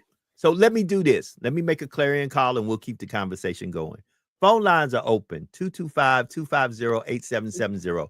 If you're in the Lafayette, Louisiana area and you have knowledge of said incident that we're talking about from yesterday that was all over Facebook about a child being put out because they violated the hoodie policy, call in. Call me now. Yeah. 225-250-8770 where we can have a conversation. Now, Brother Douglas Guidry, you probably know what's going on. Call me now. And I'm saying this right now. I don't know if this kid is not white. I don't know. Right. And I didn't emphasize what Joe said because Joe said something that I totally agree. But let me put my word behind it because I don't want nobody to think I disagree with him. I do disagree with taking the kid and putting the child outside. If that happened, you would disagree with that. If that happened, if that happened, but it never should have gotten to that place because they would do that to us. They took Colin Kaepernick for taking a damn knee and turn it around and say he's unpatriotic, is this and that. We fall for this. That's why, and I'm gonna say this, I don't give a damn. That's why a young person had a talk with Joe and told him that your adults are basically a bunch of, you know what? Because y'all don't stand for nothing. You don't stand for any damn thing. If you don't stand for something, you'll fall for anything. That's why that's why I'm waiting for the young brother to come on here because I'm waiting for the young folks to probably check our asses because we don't stand for nothing. Oh, I understand. No, you should understand that they profile Black and brown kids because of the hoodie. Why did they do that? It should have never been a policy there. So hold on, Let me finish. I do agree that with them get the AirPods and the hoodie in the class. Now, right there, when you come into class, the hood has to be down. If not, you're going to the principal office, you're going to be written up, your parent going to be called, and then blah, blah, blah. But you know what? Don't do that right there. You don't do Fatim, broad blunts and take people's... But Brother Fatim, what I think you're not bringing into the occasion, and I'll let Sister Jax talk, is we are equating these children to when we were children. These ain't the same kids. No. Hold on, brother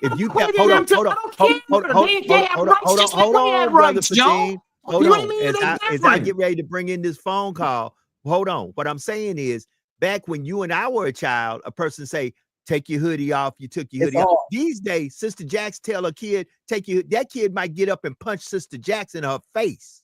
Dude, you can't, like Sister Jax said, you can't be scared of your kids. If you ain't got that damn control in your school, you got a problem. I know these kids. Dude, Michael Keith is on here. We had gang members in our schools. We had people that carry weapons back in school, not guns, but knives.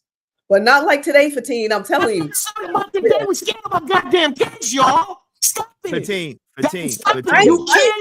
You can't let these people profile against your do me a kids. favor. You deal with that. Do me a favor. You deal with that behavior. Go spend a week in a local high school and be man, what are you talking about? Go spend a week in a local high school and be a hall monitor and tell me if you come back and say that after being a week in that school. I know what our kids are, Joe. I know that we deal with a lot of problems, but the bottom line is you cannot step on their civil and human rights, and we gotta stand up. We got to stand up for them, because you know what? If they stood up for themselves and started walking out of school, and the adults say, well, we need to back the kids because you're damn scared. Hold on. Caller, welcome to hashtag Truth Be Told. Question or comment? Let's go. Talk to me. Hello? Hey, Joe. Hey, guys. Talk to me. Hey, can y'all hear me? Yes. Hey, Joseph, can you? Yes. Hey, how y'all guys doing this morning? We're doing well. Go ahead, sir. How y'all doing? Good, man. I seen you place the call to our school board representative. I spoke with him last night. I think he's in a meeting this morning. Okay, talk to me about what happened. Who are we talking to? Who are we talking with? Who are we talking with? We're talking to Douglas Guidry. So, and the person I tried to call was the person who represents my school district, which is Josh Edmonds. But as he said, Brother Edmonds seems to be in a meeting. So, Brother Guidry, from the conversation you had with the school board member last night, what is going on with this situation? I need a little clarity on it. So what happened in from what you know? We have a policy in place. We have a policy in place for the kids' safety. We don't care what you do when you get off the bus. But when it comes to going to school and get educated, we saying that if your child has a hoodie, let him wear it at home for the safety of the school and the district and everybody involved. You can't do it at school. So that parent that sent their kid to school with the hoodie, they're the problem. Because they can't follow instructions. So a child was sent to school with the hoodie on. Does the now from my understanding, the policy says you can wear the hoodie till you get to school. As soon as you get to school, you got to pull the hoodie off. Am I correct with that? Well, correct. Okay. And I don't know the exact verbiage. And okay, but, now here's my next question. From your knowledge, once again, I don't know. I only see what I'm seeing on social media. Once the child was found to be in violation of the policy because they kept the hoodie on in the school, did they put the child outside the school to wait for their mother, father, or guardian to pick them up? That's what I need to know. Yeah, from I read the post yesterday, and the young lady indicated that her child was left out in the cold. That's wrong. I understand the wrong on one side, but if that happened, somebody needs to be held accountable, and that was wrong. Because the kid could have waited in the principal's office. And Guidry, was it a fourth grader or a 4-year-old Guidry? Was it a fourth grader? Was it a fourth? It was at an elementary school? Was it a fourth grader? It was at one of our elementary schools yesterday that happened. And was the person black? Was the person black, brown, white? Was the kid black? Most definitely black. Okay. That's all I needed to know. Definitely. Okay. You're on mute, Fatine. You're on mute, Fatine. Definitely. Say this to you, Sister Jax, Joe, and Douglas. Hold on, Douglas. Just listen. Just listen. Right. So Saint is Tammany Parish Public Schools. This is in Louisiana. Saint Tammany. Saint Tammany Parish. Which is Slidell, which is about an hour and a half, maybe an hour and 45 minutes from here. This is what I'm saying. Yeah. They probably worked together on this. At Pearl River High School, hoodies are allowed but should not be worn on the heads inside the school building. This is the first time I'm reading that part. I said that.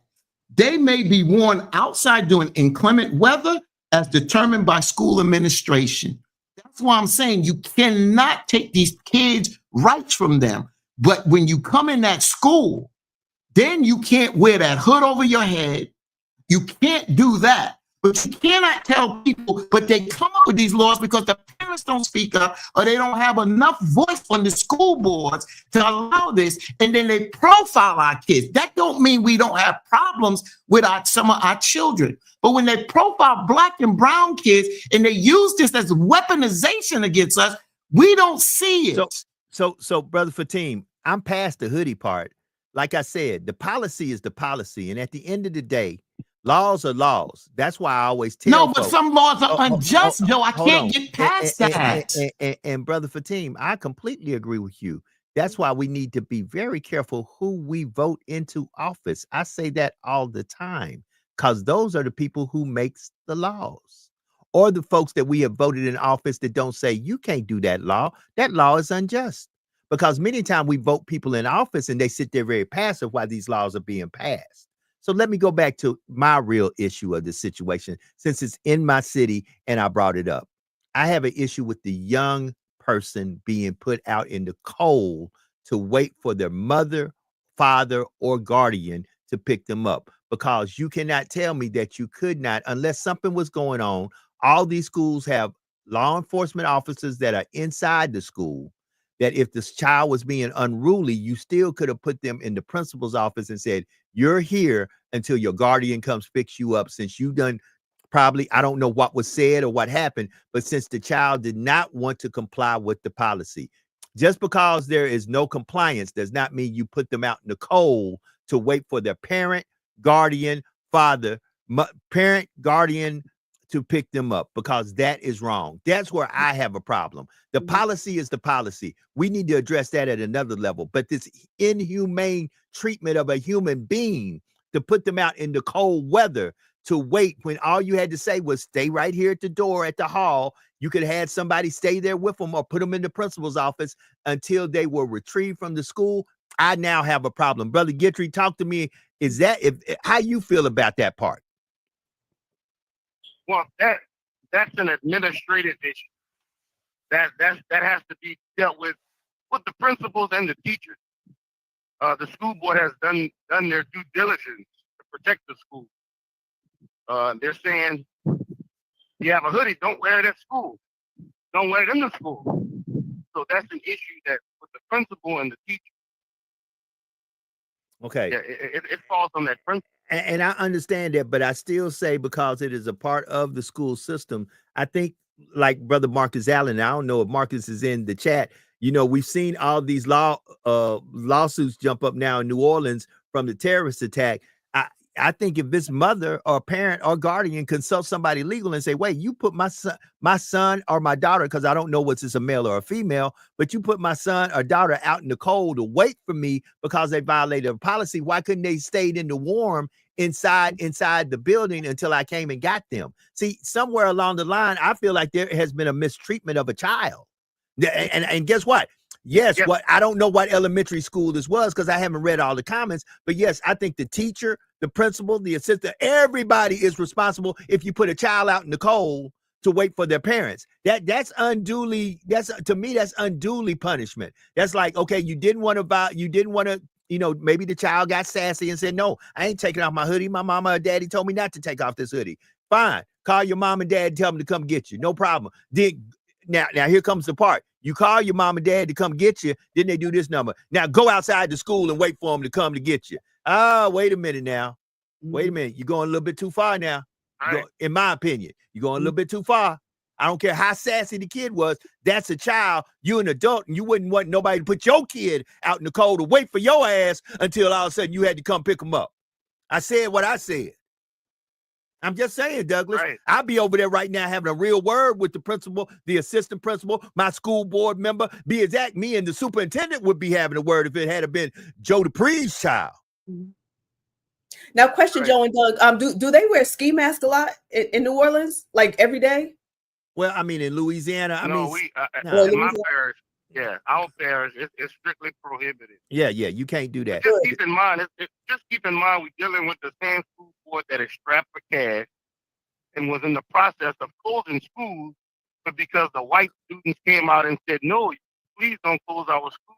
Right. Hey, they kept it open. We hold it. We need to tell folks the truth. We are in the great state of Louisiana. If you go any further than us, you're in the Gulf of America. Oh, excuse me, the Gulf of Mexico. Yeah. You're in the Gulf of Mexico. Hold it. Your man, hold it. Your guy getting ready to rename that the Gulf of America. But you in the Gulf of Mexico. And the truth about it is, we in a state where we have the 10 commandments hanging up in schools right now because the governor ordered it. And as he said, he went through the legal process and said, even though this is in the courts under review, the law is the law. And if you're not one of the 5 school districts, you better put them up. And guess what? Folks said, Governor, we putting them up, and they up. So at the end of the day, it is what it is. Like I tell folks, you got to pay attention to who you elected into office, because once again, if you had individuals who allowed some of these laws to go in place and sit there like this as your representative, they may have voted no, but they didn't say nothing. They didn't say, excuse me, the gentleman from district such and such needs to have a word. I feel like what y'all about to do is not right. If they just sit there and did this, while the voting and the conversation went on, then they need to be replaced, because guess what? You got to speak up for your constituents, even if that speaking up is a losing fight, because you know it's you against 10. Still, for there be no record that you said nothing, I have a problem with that. But we all understand that's politics and politics. You know, the you remember the Fallbrook school issue? Yeah. Fallbrook was threatening to close a historical Black institute here in our city. Mr. Fallbrook educated Negroes in the 50s, so there's a school erected to his name. The school board wanted to close it. Correct. NAACP and all the Black people were in an uproar. And here goes this firm, this consulting firm came in and eventually closed it down, and there's no fuss and no fanfare. And it won't be, because folks were paid to keep their mouth closed. Guess what? The people speak, but the powers that be always are the ones who have the final word. And you have to understand this. I don't have a problem with the process. What I have a problem is with the people that we voted to represent us sit there and said nothing. Because if you go and pull up the records, and many of us don't pull up the records of the meeting, we can look at it and see what was said. And if you didn't sit there and say, hey, y'all can do what y'all want to do, but this is wrong, then there's a problem. But many a times that's done because concessions are made behind closed doors, that if you speak up against this, or you vote for me, or you roll with this, I'll take care of you and yours on this level. And that doesn't only happen in Louisiana. That happens in New York. That happens in New Jersey. That happens in California. That happens in Texas. That happens all over this country. Because the truth about it is, many folks that we elect to office to serve us, the people, they're not serving us. They gave us a song and dance and said what they had to, and did just what your now soon to be sworn in president said. Hey, y'all elect me, and I promise you I'm gonna fix all these high prices you paid. And as soon as you elect them, I ain't got nothing to do with what's going on with these prices of eggs and other products and services, because those are private companies. I can't do nothing about that. Yeah. I'm going to say what I got to say to make you believe in me. And then when it comes time for me to do what I need to do, I'm going to come up with a bunch of excuses. We got to stop electing people like that. And I don't care who it is. Black, white, green, blue, or with antennas on their head. Let me say this here. So I'm going to do this because Jack said do this calm, because I'm disagreeing with Joe on something. So Joe has the right to come back and give me proof, because I don't know. But I searched this from 2 different perspectives. I first searched it, are the 10 commandments hanging up in Louisiana schools? Then I searched it as, are the 10 commandments hanging up in Louisiana schools ordered by the Louisiana government? Both searches come back and basically say, no, they're not hanging up. And if they are, that's a violation, because in November 2024, the federal judge ruled this law is unconstitutional, temporarily blocking its enforcement. The state has appealed the decision, and the case is currently under review. As of now, the mandated displays are not in place pending the outcome of the legal proceedings. You can't do that, especially. So the governor can't go against the federal court unless there's a decision on it, and it hasn't even been bumped up to the Supreme Court, which it probably will eventually get to the Supreme Court.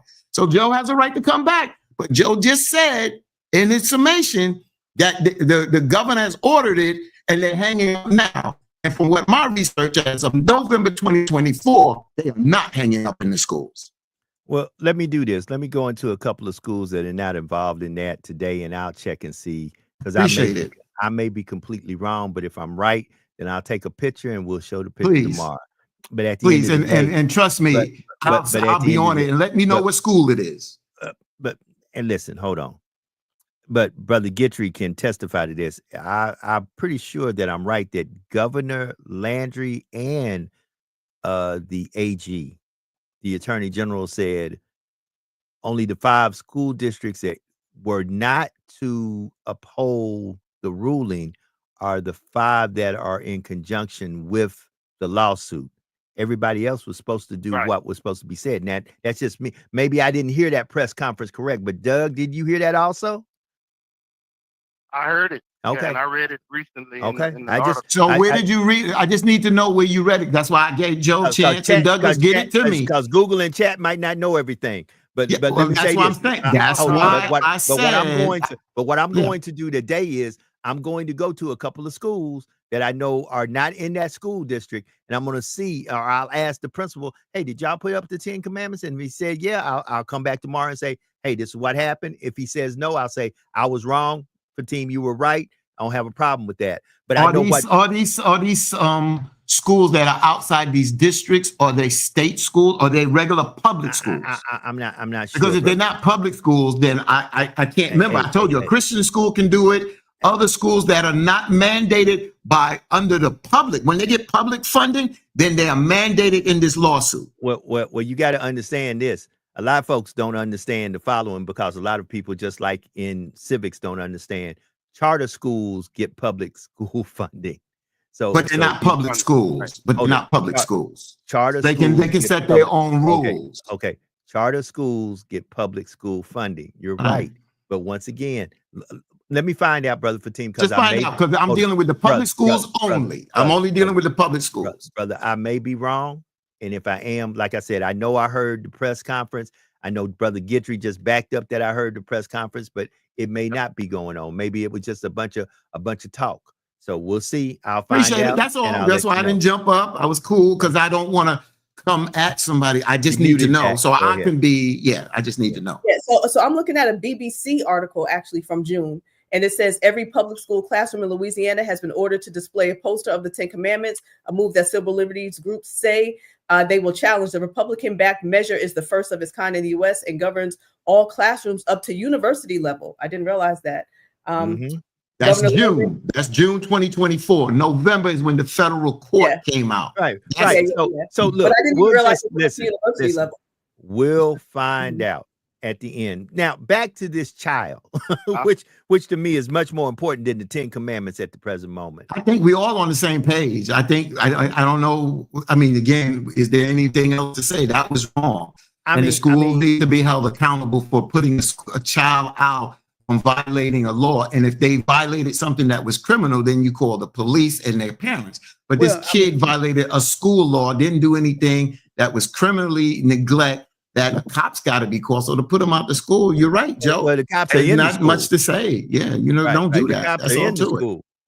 Yeah, you don't do that. All right. You don't do that. That's all Hey, to it. brother Guidry, if you'll be ever so kind, we're going to be on probably a little bit longer today, probably another 30 minutes. If you get a chance to talk to our school board member, please tell him to give me a call in. I'd like to just hear his point of view. Yeah, I called them late last night. I called them. They were on the floor last night, and I called them. I had an issue. Yeah. Kept away, and he called me, and he told me that he would have been busy today. Okay. Better. Well, Intense conversation, but I want to put it out there for the mother with the kid and the hoodie situation. Have a contact me via Facebook or my phone number. I want to buy the kid a jacket. Out of it. okay. Say again, Doug. I Anybody didn't hear. listening? Okay. Say The that mother again. that has a kid. I want Right. to buy Yeah. that kid a jacket without a hood. Right. So, and I would like to know if somebody knows who the mother is, I would love for her to call in because I would love to hear how she feel Yeah. about all this. That's what I would love to have. Yeah, I would love to definitely. have the mama call in and say, listen, this is my side of the story. Because there's always one side, the other side, and somewhere in the middle is the actual everything that happens. So thank you, Douglas, for calling in. Appreciate you, brother. You have a blessed day. All right. Yes. All right. Yeah, All right, guys. All right, bye. So, family, And At wait, the for a end point of of clarity, Joe, I know people in the chat might be wondering, Douglas Guidry is not, that's not his face on his profile picture. Just so Oh, you hell know. no, that ain't Douglas Guidry. And speaking of which, I didn't get a chance to get into it because we started talking and we went around the horn. I had sent a video, and I'm not going to play that video. I sent a video from Donnie Swaggart. You can look it up. Donnie Swaggart, and Donnie Swaggart gave a strong rebuke to the black church. Mm. There was a response to the rebuke from Donnie Swaggart. What's the pastor's name again, Brother Fatim? Reverend Freddie Haynes III. So you can also see the response from Freddie Haynes III to Donnie Swaggart's rebuke of the black church. There are some things I think that folks just need to keep their mouth closed on. But I understand in this age of emboldenedness, folks feel like I can say this without any repercussions. And you can't. Sorry. We are not our ancestors. Mm-hmm. So no, you can't just spit in my face and I put my head down and move to the other side of the street. That ain't gonna happen. Do that, we're gonna tear this mother down. So I just infer that you go look at Donnie Swaggart, see what Donnie said. I thought you were gonna play it. I can't play it. I can't play it because I don't know the legality around the new laws with Facebook, which we have. The new laws is opened up. What are you talking about? You can play this. We played. I don't want a copyright infringement or why did you no play copyright this? is out there. It's on social media. Come on. I'm glad I invited Freddie on because if we don't play the context of this, then how do we invite a guest on if we don't play the context? We play everything else. Well, hold on. And guess what? I don't want us to get blocked off yet. We have played. How we gonna get blocked off? It's on social media. Brother Fatim, I played stuff that's on social media here that's been content that got us blocked off. At the end of the day, let me see something. I just want to check. And if I can, I will. I don't have a problem with that. Because like I said, we'll stay on a little bit longer today. We haven't talked about this. We haven't talked about the changes with social media now that an election has consequences. And we haven't talked about how DEI is being changed at McDonald's, Walmart, John Deere, what other places? There's some other places. I forgot. So y'all can talk to that while I try to look and find this. Crystal, I'm trying to find the video to send to you. Crystal's asking. So I'm looking up now because Joe sent it to both me and Sister Jax. So while Joe and Fatim are doing research, I got it. Hold on. You got it? Okay. Hold on. I got it. So I'm just doing a little moving around the stuff. Just, a lot of folks act like what I do is easy. And this video, if I'm not mistaken, this is not something very recent. This is something that happened in the past. Well, I just want y'all, it did, but hold on. All right. Here's the comments, y'all. Hold on for a second. All right, here's the comments. Let's go. Now I'm fixing to make some people mad right now. And I'm going to tell you right now, I'm going to be, for the statement I'm about to make, I'm going to be called a racist. And I will be called every name under the sun. But somebody needs to stand up and speak to the black church. When the largest African-American Pentecostal denomination, when that leader stands up and said, I endorse that woman, he was saying, I endorse murder. I endorse homosexuality. I endorse lesbianism. I endorse transgenderism. I endorse every evil that hell could prosper or bring up to the... That's wrong, folks.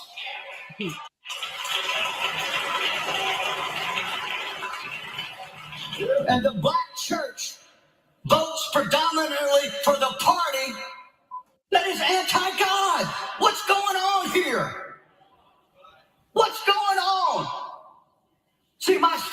them is this. We've had them call into the program. Hey, I don't like it when you talk about how. Well, no, the problem is they don't like it because we're stepping on their toes. Hello? They're cowards. You see, listen. Whenever you take a stand like I'm taking, there will be some people leave the church. There will some people get mad and walk out. But understand this, I don't work for you. Amen. I don't work for you. I work for the Lord. I'm a Christian. All right, there it was. Let's play Freddie Haynes. Okay, rebuttal. Let We me got find- before we even comment. Let's play Okay. Reverend Freddie Haynes rebuttal. Yeah, let me Because find I didn't see ready for before we even make a comment on it. Let me see what Reverend Freddie Haynes had to say since he Okay. rebutted that. Let me So let's see what he said. here. Freddie Haynes. Let's see what Brother Freddie Haynes had to say. Freddie Haynes.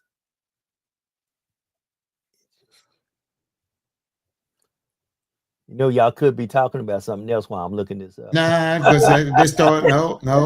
Just put pressure on your butt to get it together. Not really. I say no lie detected, but that's We hold it. Let's hear what Freddie Haynes has to say. Okay. yes, Fatine. I'm gonna start calling you Father Fatine. Father Me, Fatine. Father Fatine. No, because you know Just what? think that I think to put it in the proper context before we make a comment, you know.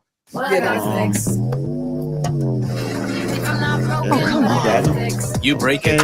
We take. Driving cars. There would be no black church had the white church not been. Okay, hold on. I'm gonna give you some of this. Let's go. Hi, yeah. Let me see here. What am I doing? Doing something, but I ain't doing what I want to do. There we go. There we go. God loves the world. I guess who's in there? Okay, family. Let's go. Here we go. All right. So since he asked for it, let's get it. Here is the response from Freddie Haynes III. God loves the world. I guess who's in that world? Palestinians are in that world. Congolese are in that world. Haitians are in that world. Gay folk are in that world. The LGBTQIA community is in that world. God so loved the world. And if you don't love the world like God loves the world, to hell with you, Donnie. Y'all playing holy on me right now, but I'm simply saying when you look at the interview, the debate, when you look, here it is, at the resume. Now, can I be real? If Kamala Harris was a white male, this would be a landslide. If Donald Trump was black, male, or female, he'd be in jail.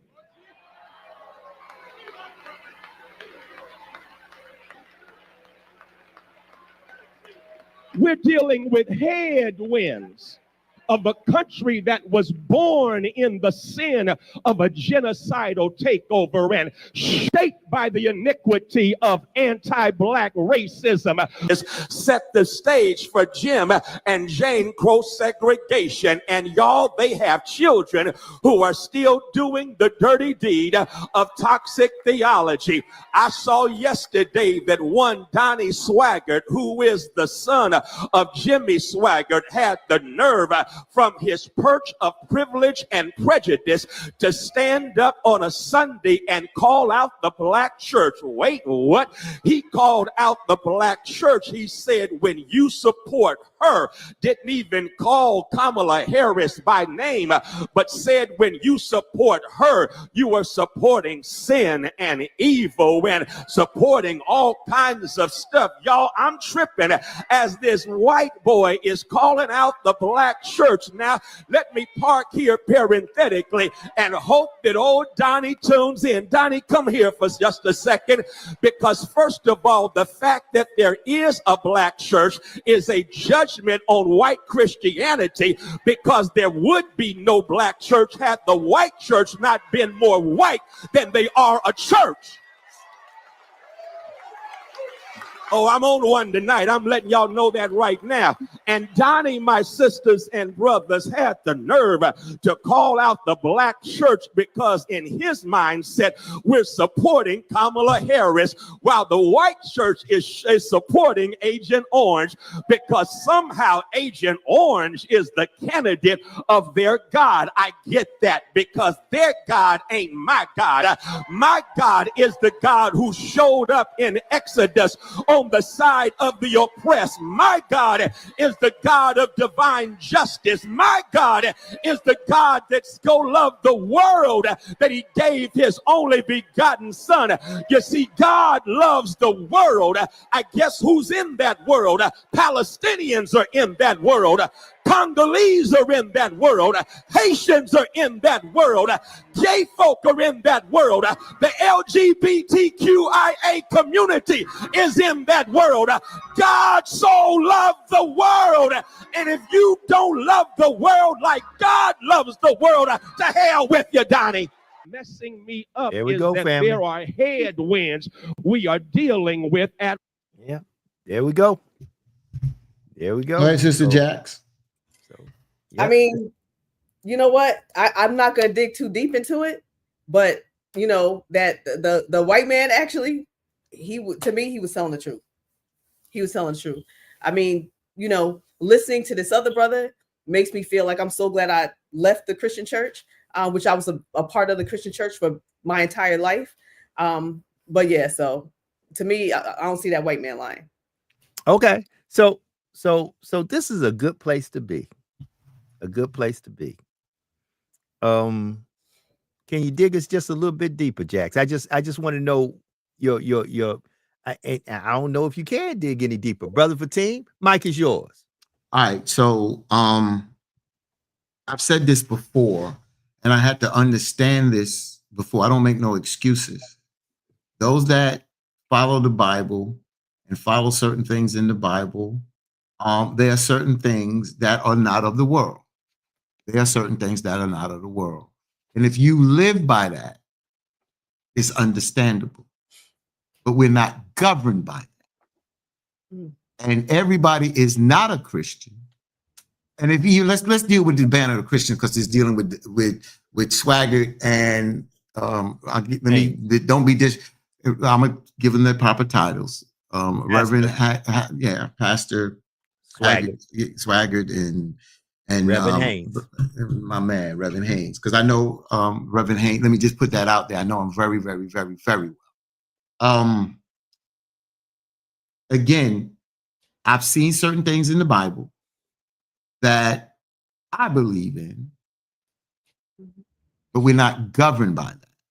And because we're not governed by that, so when you come out and, first of all, disrespect anybody, disrespect Kamala Harris, calling her, but we'll get past that. We are not governed by that. So when you say that she represents everything evil, folks, you got to realize that we are not governed politically by that. So that means you cannot govern, or we are not governed people in America by Christianity. You have rights and morals. You have rights, you have morals, you have religious beliefs and faith. And like Sister Jax said, I'm not here to say, was Jimmy Swaggart wrong from the biblical point, and people go that way, because I've questioned that before. But you cannot take your rights and put that on a governing body, because it violates other people's rights that don't follow that law. Some people don't believe in the Bible. Some people don't go into Christianity religion, and you can't govern by that. So with Sister Jax, I would not sit here and disagree with some of the things that Swaggart said from the biblical point of view, but we are not governed by that. And when you start to call out the black church and say her, and she represents this, you got to realize that people have rights and we can disagree with their rights for whatever the stand is. But in this political world, and I'm not trying to make the political world right, because everything the politicians do are not right. But when you govern and you come up with these laws, we are not governed by the Ten Commandments. We're not governed by Christianity only because there are folks here. So I understand where Sister Jackson's coming from. So I'm not disagreeing with that, but I also understand when what Pastor Reverend Freddie Haynes said and came out, because he is right. Because if the white church was worried about being a church, they would not be a black church, because they excluded us because of racism and slavery and all this, that, and the other. So again, you got to put everything into context. And I think that's why we need to separate it, right? So often we lump Christianity as the Bible is the book of the Christians, right? But we have to understand even historically where Christianity even came from in the first place, right? So it's actually two separate, things. They use the, Bible, but the Bible does not mean the Bible is not written, say, for Christians. It's not like because it was first called Christ or Christianity in Antioch. Remember, Jesus' name is not Jesus Christ. That word Christos, Christ, is a Greek word. So he was not called that. He was called Isa ibn Maryam, the son of Mary, or Isa, the Messiah.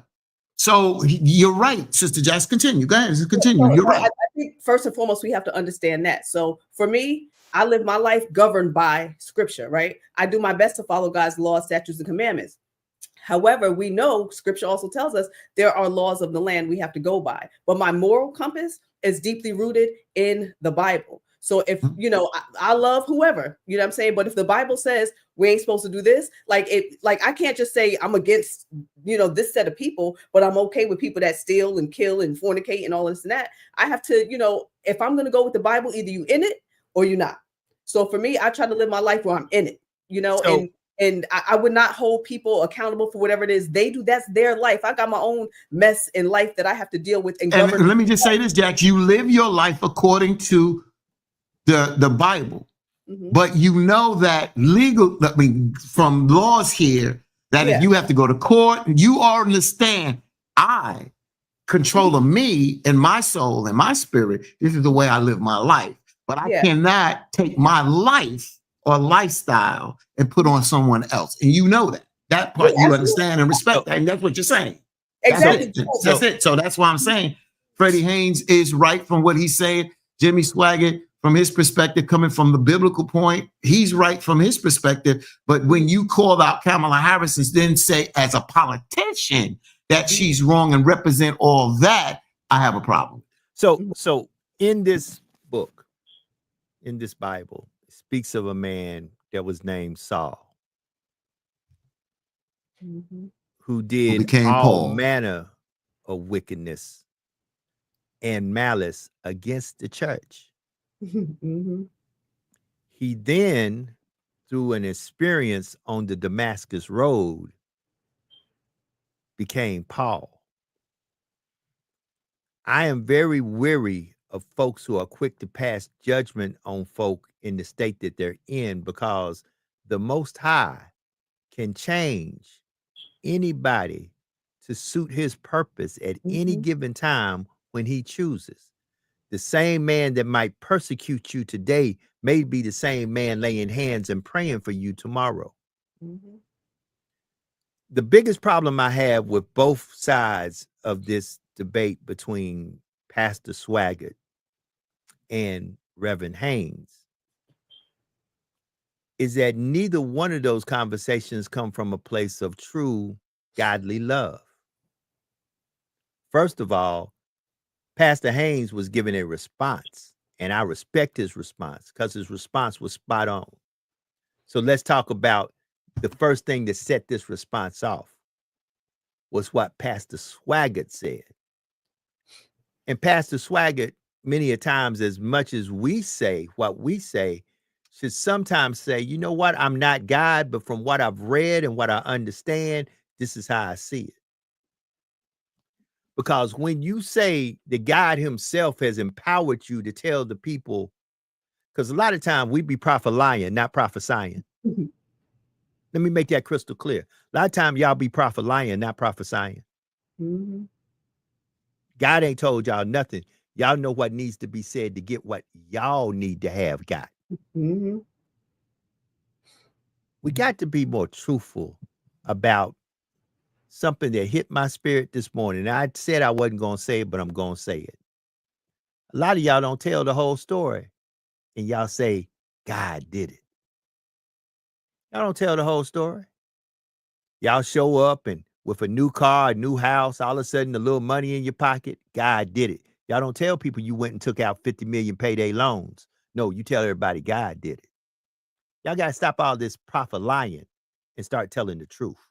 See, that's why we as a people are lost, because those that we trust to tell us the truth are not telling us the truth. They're telling us what God did, but God didn't do it. No, you went and got a loan.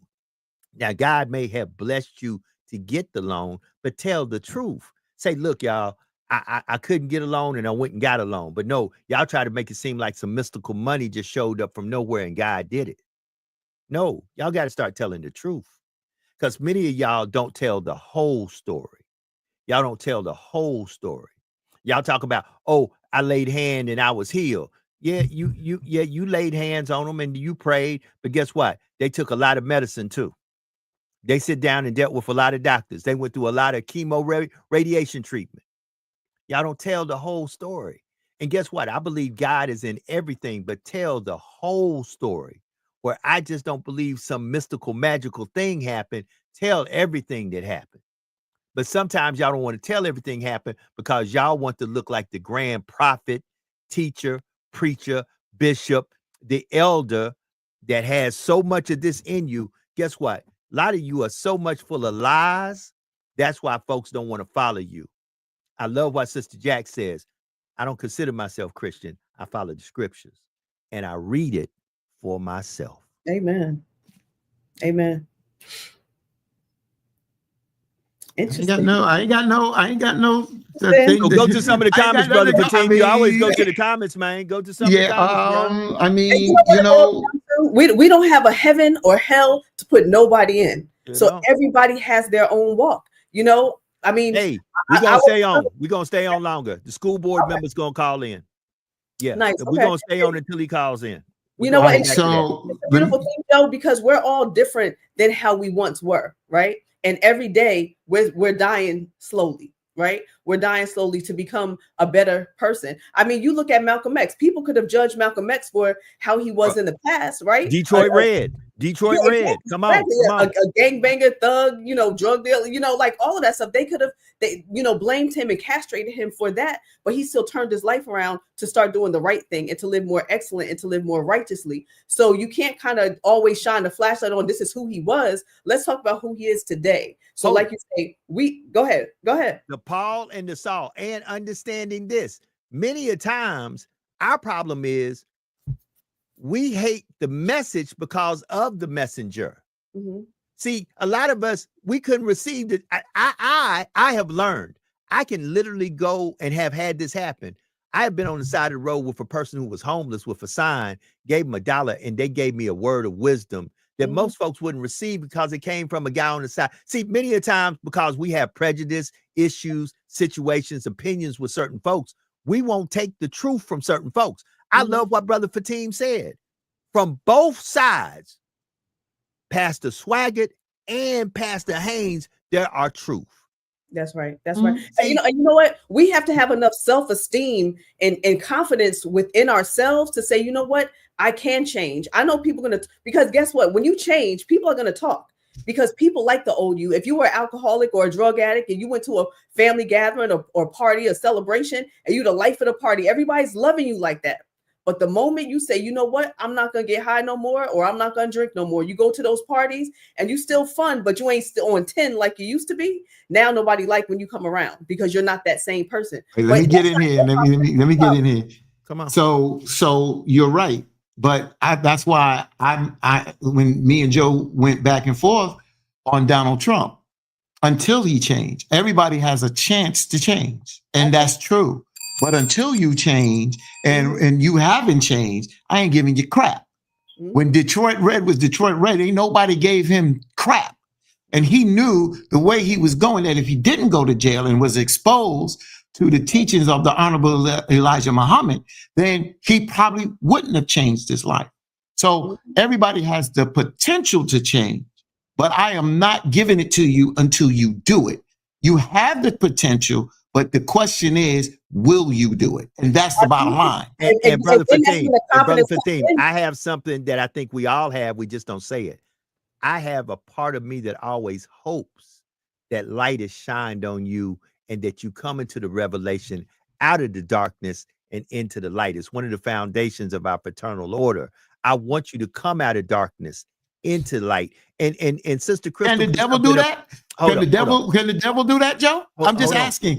Since you, I don't want to go no further. I'm not a grand theologian, so I won't answer that question. But I will say the following. Why not ask that question? You gonna believe in hope? Okay, hold on. You gonna believe in hope?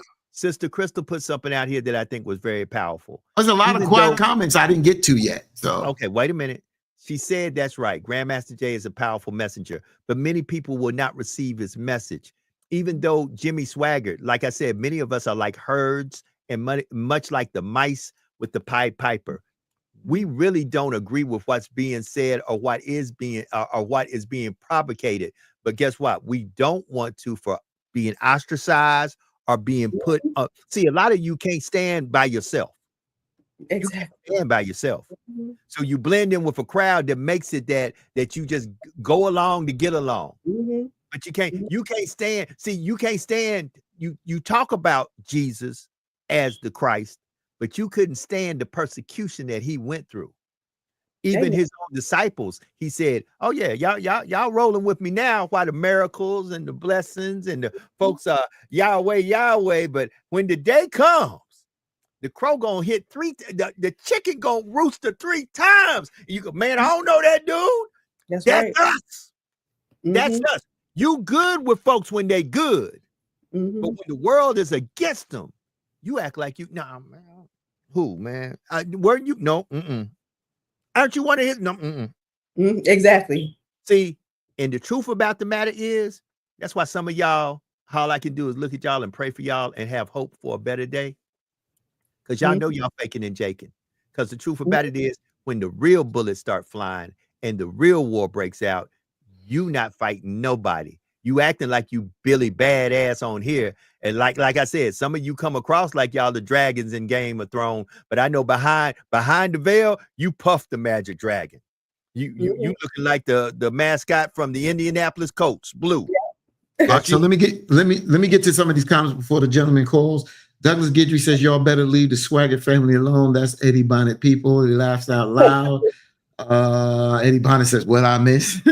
Crystal D. Wood says, religion and politics are big business and used to control. Douglas Guidry, your boy Donnie Swaggart comments toward the black church, mainly the black pastors. Dre B. Watson say they still disrespecting her. That senator's husband that refused to shake her hand this week just ruled for no damn reason. Eddie Bonnet comes, I'm happy he called them out. The black church compromised in this last election. Crystal D. Woods comes back. The Bible also says, love your neighbor as you love thyself. Eddie Bonnet loved people enough to tell them the truth about sin. Eddie Bonnet says, Joe, was Donnie Swaggart wrong according to scripture? Eddie Bonnet said, disobedient children hate God's messengers. I love when preachers preach against sin in my life. It helps me to change. People just love to wallow in filth.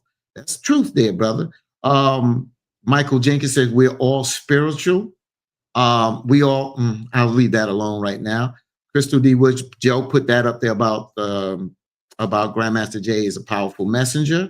Crystal D. Woods says, your light shines on others who are not ready to see themselves. She also says we all have a choice. That is what is considered free will that was bestowed upon us to choose this and that. And like Joe said, he didn't want to go there, and it's cool. We don't have to go there. But see, like I said, when you're gonna scrape the surface of the Bible, you can't have a conversation about the Bible and not dig deep on all aspects of it. But it's cool because we ain't got time to do this. and that's another show. And I think we should That's bring the on some point. people that deal with that. And I'll challenge anyone from that perspective. And I don't have a problem with being wrong. If I'm wrong, point me out. I'm fine. But everything is on the table. Everything on the table from when these books were when they came together, what was taken out, who pulled things out, and deal with it from that aspect of the game. But we deal with it from our perspective, and that's it. And I just leave that alone because religion, Yeah, so being that we're bringing up the Bible and they talking about the Bible, let's bring out the Bible, right? So real quick, Matthew 10, 31. I love this whole passage because it's really talking about confidence and what you're going to stand on. So it reads that Matthew 10, 31 says, "Fear ye not, therefore, ye are of more value than many sparrows," right? "Whosoever therefore shall confess me before men, him will I confess also before my Father which is in heaven. But whosoever shall deny me before men, him will I also deny before my Father which is in heaven." And then it breaks this part down. "Think not that I'm come to send peace on earth. I came not to send peace, but a sword. For I am come to set a man at variance against his father, and the daughter against her mother, and the daughter-in-law against her mother-in-law. And the man's foes shall be they of his own household. He that loveth father or mother more than me is not worthy of me. And he that loveth son or daughter more than me is not worthy of me. And he that taketh not his cross and followeth after me is not worthy of me." So that's breaking it down to you right there. Like, you're more precious than all the sparrows. Like God, there's going to be division within your household, within your family.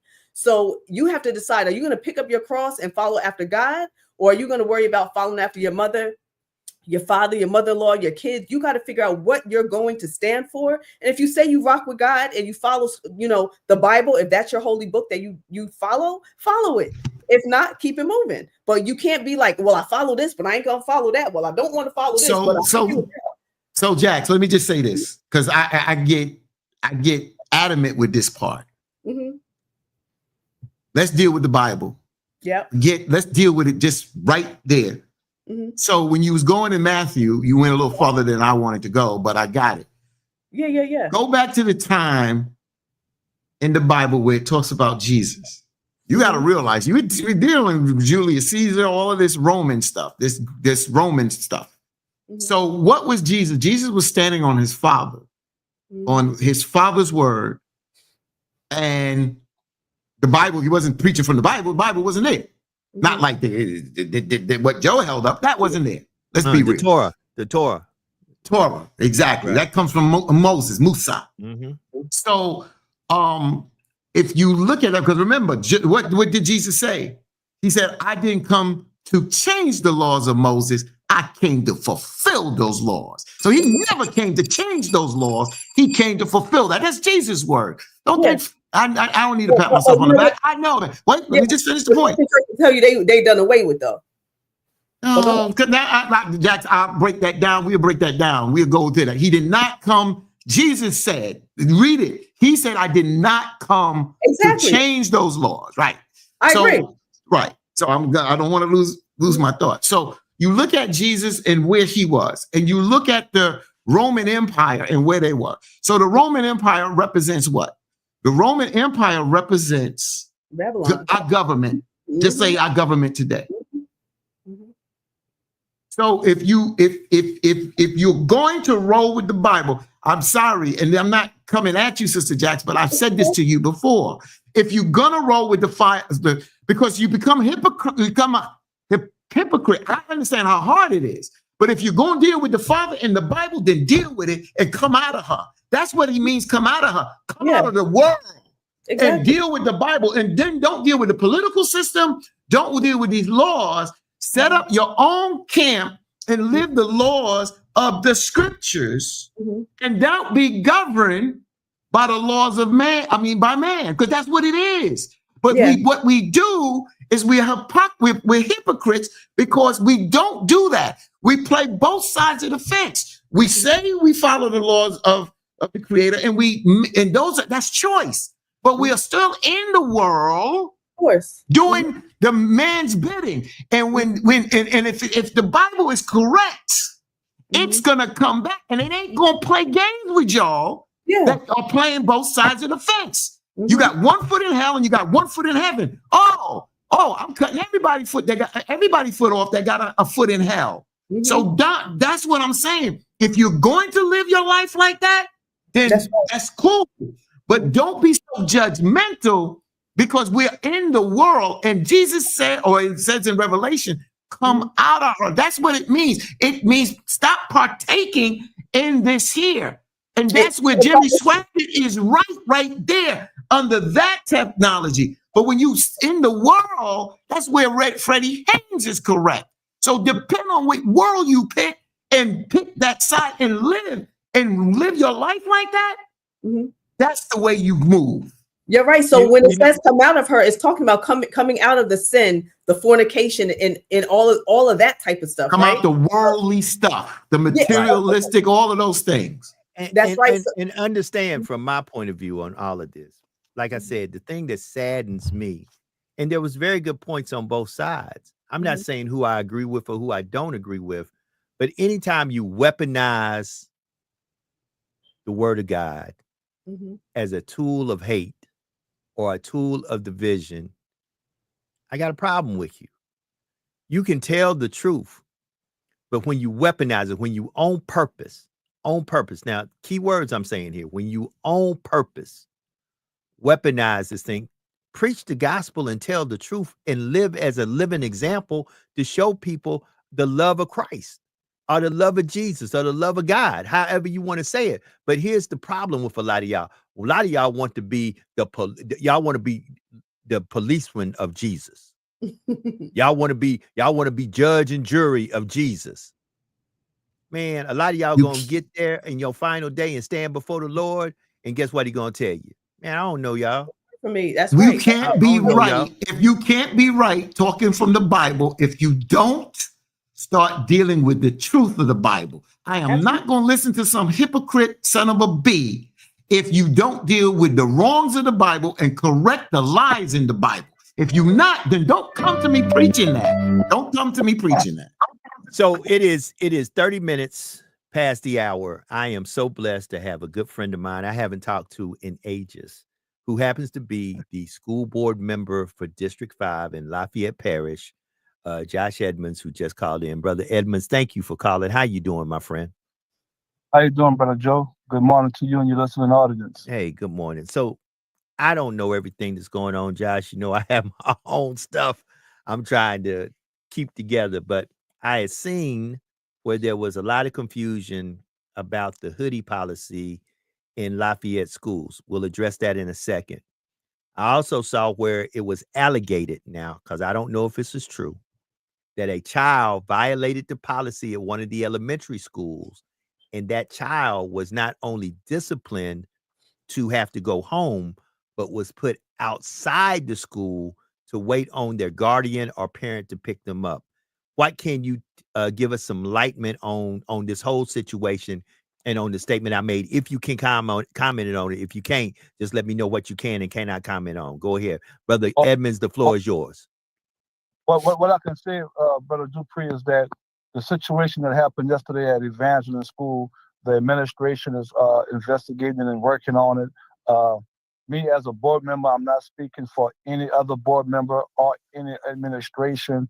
If that's what's happening, I say as a 49-year-old man, it's too cold for me to be standing up outside without protect myself, let alone a 4-year-old kid. However, okay, hold on. Was the child 4-year-old or was the child in the 4th grade? That's another clarification I need. Well, we understand it was a pre-K kid now. That's my understanding. It was a pre. Okay. But the kid is in pre-K, Brother Dupree. Okay, that's thank 4 you. years old. Okay, thank you, sir. Keep going. I can verify now as I'm talking. Okay, thank you. Does have a policy in place where they can wear anything in the core of the policy that's hoodless. It got to be hoodless. And also, it was a 4-year-old kid sitting outside with no coat. So the kid, it was pre-K. It had to be pre-K to be 4 years old. Okay. But the school policy states, and I'm gonna tell you exactly what it states in the cool weather situation, is that all. Let me get back to my notes, because I wrote some notes. Take about your time, this. sir. Take your time, because I just want some. Listen. If you can comment on something, comment, Josh. If you can't, I don't want to in any shape. Look, brother, I just trying to get a little clarity on this, and we'll run with it after that. But I appreciate that you called in, man. I really thank you for the love, my brother. So take your time, say what you want to say, and when you finish saying what you want to say, let me know. Okay, according to the 2024-25 dress code, the cold weather policy is hoodless sweatshirts in school-approved colors, coats or jacket of any color or print, as long as they are hoodless. Knit caps, earmuffs, and gloves may only be worn outdoors. Uniform shirts or principal-approved spirit shirts must be worn under any sweatshirt or jacket. The parent recommendation is to ensure that each kid is dressed warmly each day with approved clothing items approved by the school board or the principal. Provide students with caps, earmuffs, and gloves for outdoor use only. And this is according to the cold weather policy for 2024-2025. All right, let me see. Does my panel have any questions they would like to present to you about this situation, Brother Josh? Because I don't want to hold you long. I know you're a busy man, brother. Brother Josh, this is Brother Fatine, and thank you for coming on here. So we won't get into the the whole details, because I laid down this whole thing about where this whole these policies of these hoods and things like that. But I'm not going to go there, because I don't have I have my opinion, and my opinion is that they weaponize hoodies and stereotype and profile Black and brown kids. And it goes back to where the situation goes back to Trayvon Martin. And then when Black legislators in Washington and also across the country decided to wear hoods in their chambers, then we started to see across the country, especially in red states or boards that or school boards that are predominantly white, come up with these issues. But I don't live there. I don't know what the parents agreed upon and what the school board agreed upon. But what Joe said, and we all are in agreement on this aspect, is that for sitting, and now this gets even worse to me, because this is a 4-year-old kid that was sat outside the school. I think that is horrendous, and there needs to be repercussions to that. Whoever made that decision, they need to be dealt with. And if they're not dealt with, then the parents, I don't know if the student body will deal with it. I don't know how you guys or that are on the board will deal with this, but there got to be repercussions. No one should put anybody, especially a 4-year-old child, outside in the cold or any situation outside in this manner. Brother Josh. Absolutely agreed, Brother Fatigue. As we speak, the administration is right now working on this situation and looking at exactly what happened, and this thing will be addressed. Hopefully, by the end of the day today, this thing will be addressed by the administration and the staff at the particular school in place. Thank you, Brother Josh. Sister Jax, do you have a question for Brother Josh? Because I surely don't want to hold my school board member too long. Yes, I just want to thank you, Brother Josh, for all the work you do on the school board. You are seen and you are appreciated. So thank you for advocating and standing up for the rights of our children and families. Brother, thank you, Brother Josh. Dupree. Yeah, I'm gonna give you some closing words, Dr. Edmonds, because I wasn't correct. This is Dr. Josh Edmonds. Dr. Edmonds, I'm going to give you some closing words, man, on your way out to say something to the people. Man, I really appreciate all that you do for our community and all that you do for the kids and offering yourself up to service as a school board member. So let me give you some closing words, Dr. Edmonds. Well, briefly, what I say to the audience is that let's stay informed and let's stay engaged. And let's always remember there are resources in relationships. Sometimes it's not about the money. Sometimes it's about the relationship and the resources you can get out of the relationship.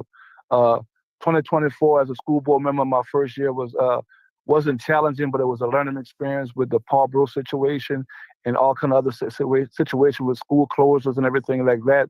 But it don't matter how much you know or how smart you are. You got to be smart enough to know that you don't know everything. So I will continue to learn, continue to strive to be the best school board member that District 3 has seen. And I will be at my community service moving forward as I always been. And Dr. Joe Dupree, we're overdue for lunch, sir. So I'll see you soon. Yes, sir. We'll see each other very soon, sir. Appreciate you. That's Josh Edmonds. Give him a round of applause. Thank you, Brother Josh, for coming on and giving us informed on that. So we're going to continue to run with the ball on this for a few minutes. Now we know it was a 4-year-old child, a pre-K child. I got a major problem now. I'm shifting. Regardless if this policy was broken by the parent, you're dealing with a 4-year-old child that is not cognizant enough to understand what happened. Literally, they're just really going to school doing what mommy and daddy told them to. So if mommy misdressed or daddy misdressed said child or guardian or parent, you should call guardian or parent and say, listen, the policy is the following. Your child is out of, can you come and switch the clothes out? But to put that child out, oh, I got a problem. You should, Joe. You should. And you know, I sit here and think that I don't forget, and I watch kids now, everybody don't have. So the call goes out. What happens if this kid had a hoodless sweatshirt, but it's dirty, and the parent is working, and it just slipped, or they just didn't have time, or something spilled the last minute, and I had to put this, you could send a note to the school or whatever, but the responsible thing of the administration is to call the parent and have the conversation. Because Joe is right. You could come and switch out that, but to sit that kid outside the school, like Joe 4 said, years old. But hold it. Joe said, I'm telling you, I know some parents will, and I know some parents would not hold back, and they would probably be arrested because you don't mess with mine, because you don't know before you set this kid outside the school without knowing. What if this kid didn't have? You know what I'm saying? Call the parent. Let the parent explain why so-and-so. And then you deal with that. But a 4-year-old kid to try to make an example of the parent, that's ludicrous. I got a deeper concern. And thank you, District 3 school board member Josh Edmonds, for calling in and giving what comment you could give. What happened now I'm a law enforcement officer. What happened this 4-year-old that you put outside wandered off somewhere? Or wandered to the place that they wandered out in the street and somebody ran over them. Thank God they didn't. Or they wandered to the place that somebody abducted them. What in the hell are we doing? This is neglect. This is neglect. I want somebody arrested. I want somebody arrested. This is neglect. What did a 4-year-old kid do outside of violating a policy of a dress code, which a 4-year-old didn't do that? The mother or the father did it. The guardian did the violation. Why did you not speak to them? Why did you put this child outside the school in the cold? If a parent did that at the house, they would go to jail. If a parent did that crap to their child and sat them outside and did that as a form of punishment, their ass will go to jail. That's abuse, and the child will be taken. That is neglect. And like I said to the board member just there, Doc, there needs to be repercussions. There's no slap on the wrist on this. And as a parent, the parents need to fight this. And anything, Joe, the more you find out, I don't have a problem putting them in touch with any legal people that I'm in touch with, because there needs to be repercussions. This cannot happen again. This cannot happen again. I don't give a damn if they got a hoodie on. Once again, most of us and I have a grandson that just arrived in July to this world, to this dimension.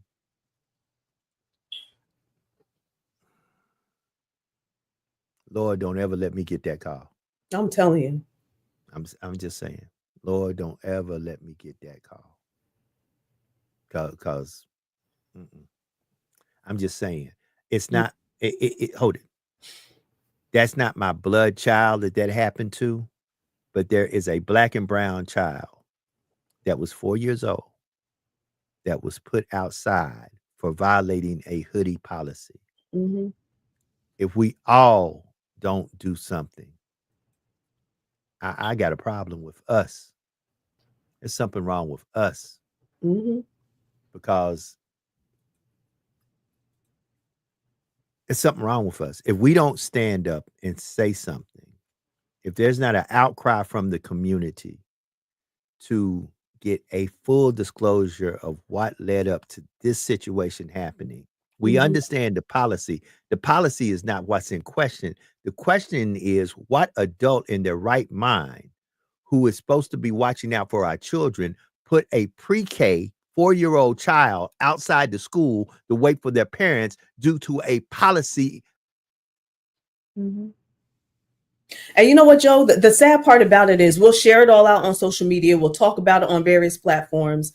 The mother, lawyer, or father, whoever guardian will get legal counsel.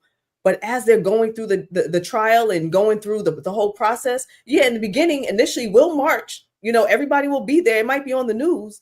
But when it comes time to trial and that part of it, when it really gets deep, we've already forgotten, and 10 other stories have come past, and we're no longer there in support or speaking out against it. So we have to do better at starting something like, my brother Chris was saying, and completing it. Because we like to start, we like to get it all in the tizzy and get people souped up. But now when they truly need your support, you're no longer there. Everybody's vanished, So prayers up for that family. Prayers up for that, that innocent child, 4 years old. What are you, 30 pounds? You know what I'm saying? Out in the cold. And if there was an adult standing out there with them, I guarantee you they were girded up. Yeah.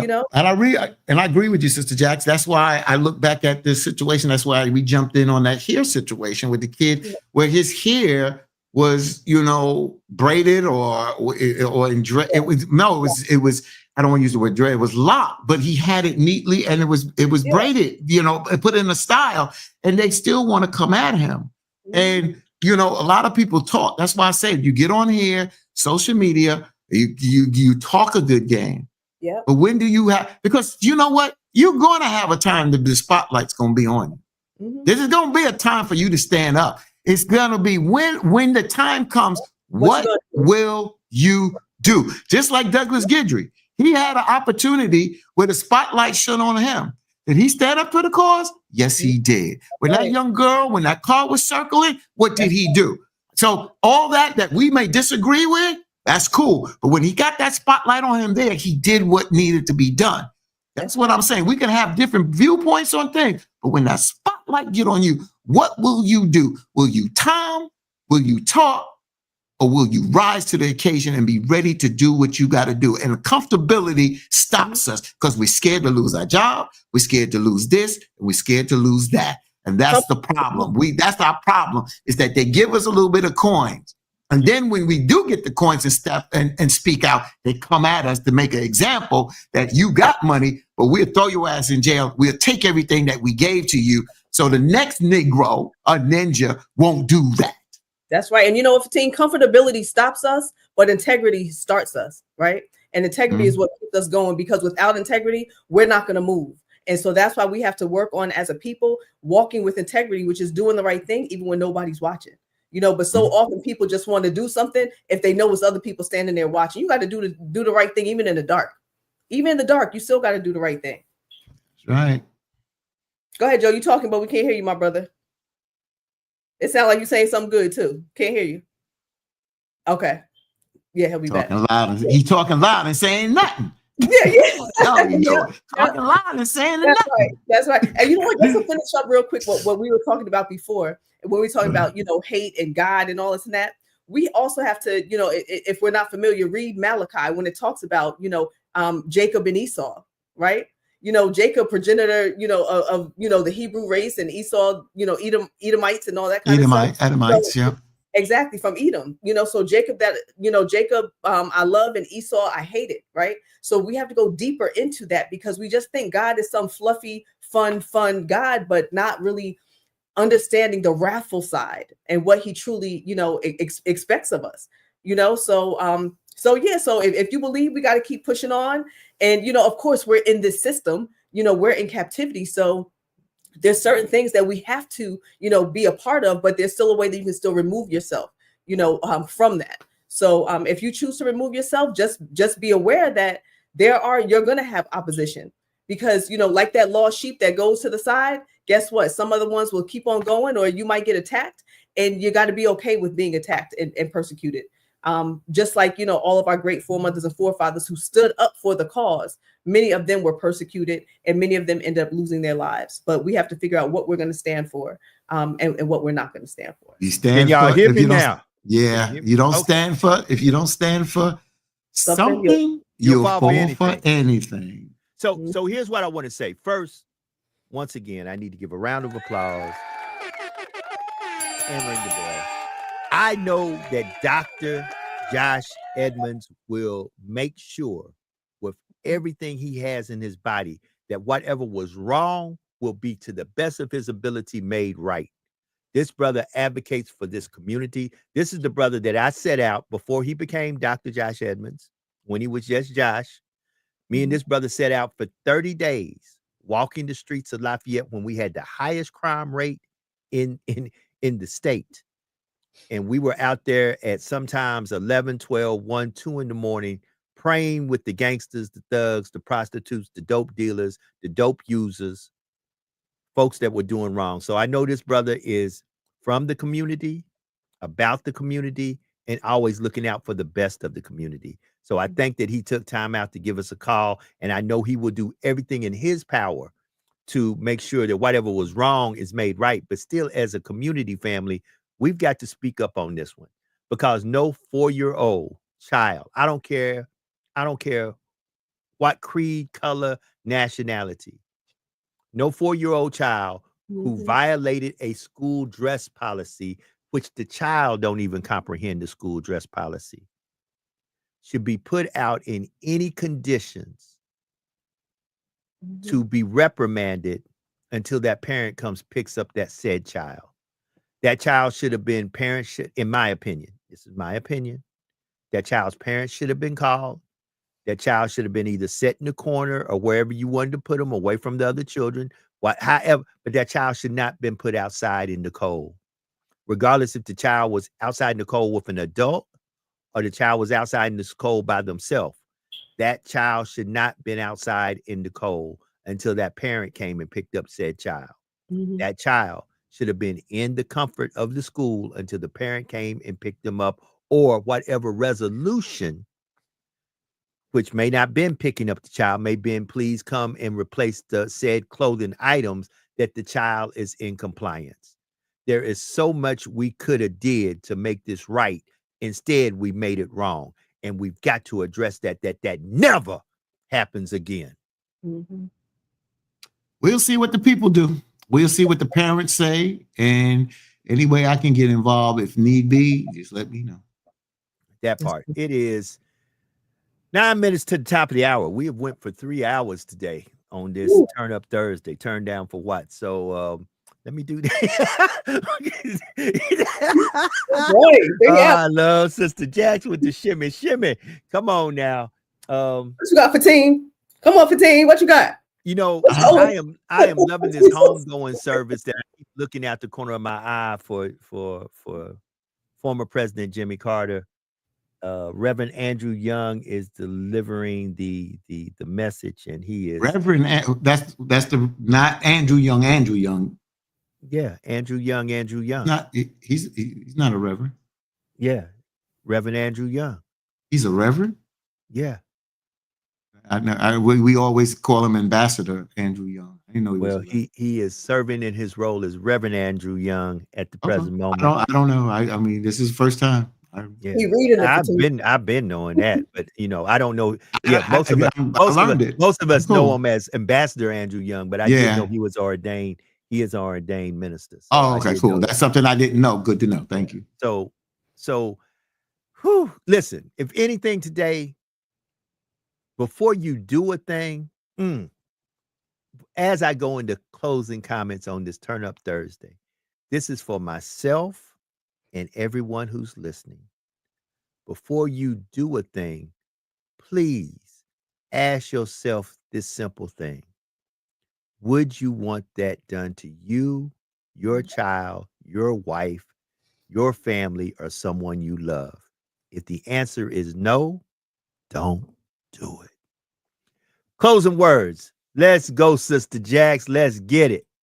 Yes, closing words. Guys, it's been a great show. Thank you so much for tuning in. Those who were able to stay on for almost 3 hours. You know, I know your days are precious and priceless, so we appreciate you. Look at my little edges sticking up on the sides, but I keep on picking them up. They sticking out like a, but it is what it is, y'all.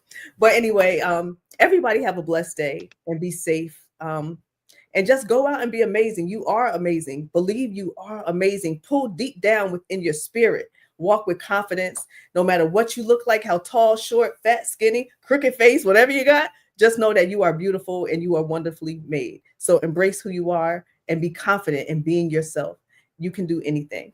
So if nobody told you today they love you, y'all already know who loves you. Yep. Jax. Your girl Jax. Jax loves you. Until tomorrow, see y'all soon. Peace out. Be blessed. Be safe. Brother Fatim, Oh, give it to me, I baby. ain't got no long words today. It was a good show. Glad to have the discussion on there. You know, just learn something today. Don't be dead today. Don't just go about the day and don't learn anything. Just learn something. Be, as Joe said, be better today than you was yesterday. And being better today is you can do something different in a positive way. You can learn something today. That's what I'm saying. We got one more day before this hiatus comes, and let's go out with a bang. That's what I'll say. All right. That part. Listen, family, I say it the same way every time for a reason. Because somebody out there needs to hear this. Be better today than you were yesterday. Do something today to be a blessing to somebody somewhere that no matter what you do, there's no earthly way they could ever pay you back. And always remember that there is no secret what God can do, what he has done for others, he will and he can do for you. For when God is with you, nothing or no one can stand against you. On the behalf of myself, Sister Jax, Brother Fatim, we are 3 the hard way, better known as hashtag Truth Be Told. Yep, you see it. Southern University. I'll be there tonight. NCAA, women's basketball. I'll be on the hard court. Southern's doing this thing. I'll also be there again Saturday as the men and the women are doing their thing. And I'll be back May or June, and y'all won't hear nothing from me, not a peeping word, but we'll talk about that all tomorrow. All I can say is, family, have a blessed day. Have a wonderful Thursday. Be blessed. We'll see y'all tomorrow for Freedom and Fun Friday. Hashtag Truth Be Told. We about this thing. Peace.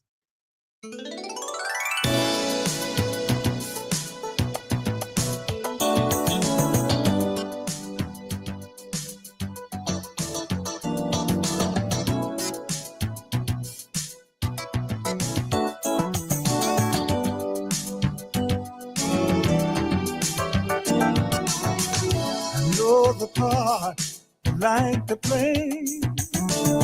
How long will you go on this way? Things you do blow my mind.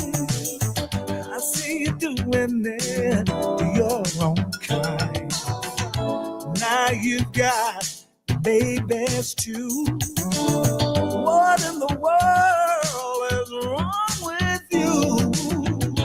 Don't you even care at all? Brothers, sister, hear my call. Can't you see what you're doing is wrong? Why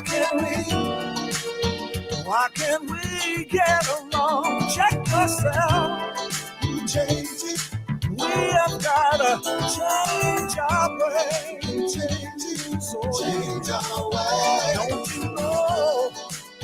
Can't you feel in your heart it's your people that you're tearing apart? This I know. Change it. We've got to change our way. Change our way.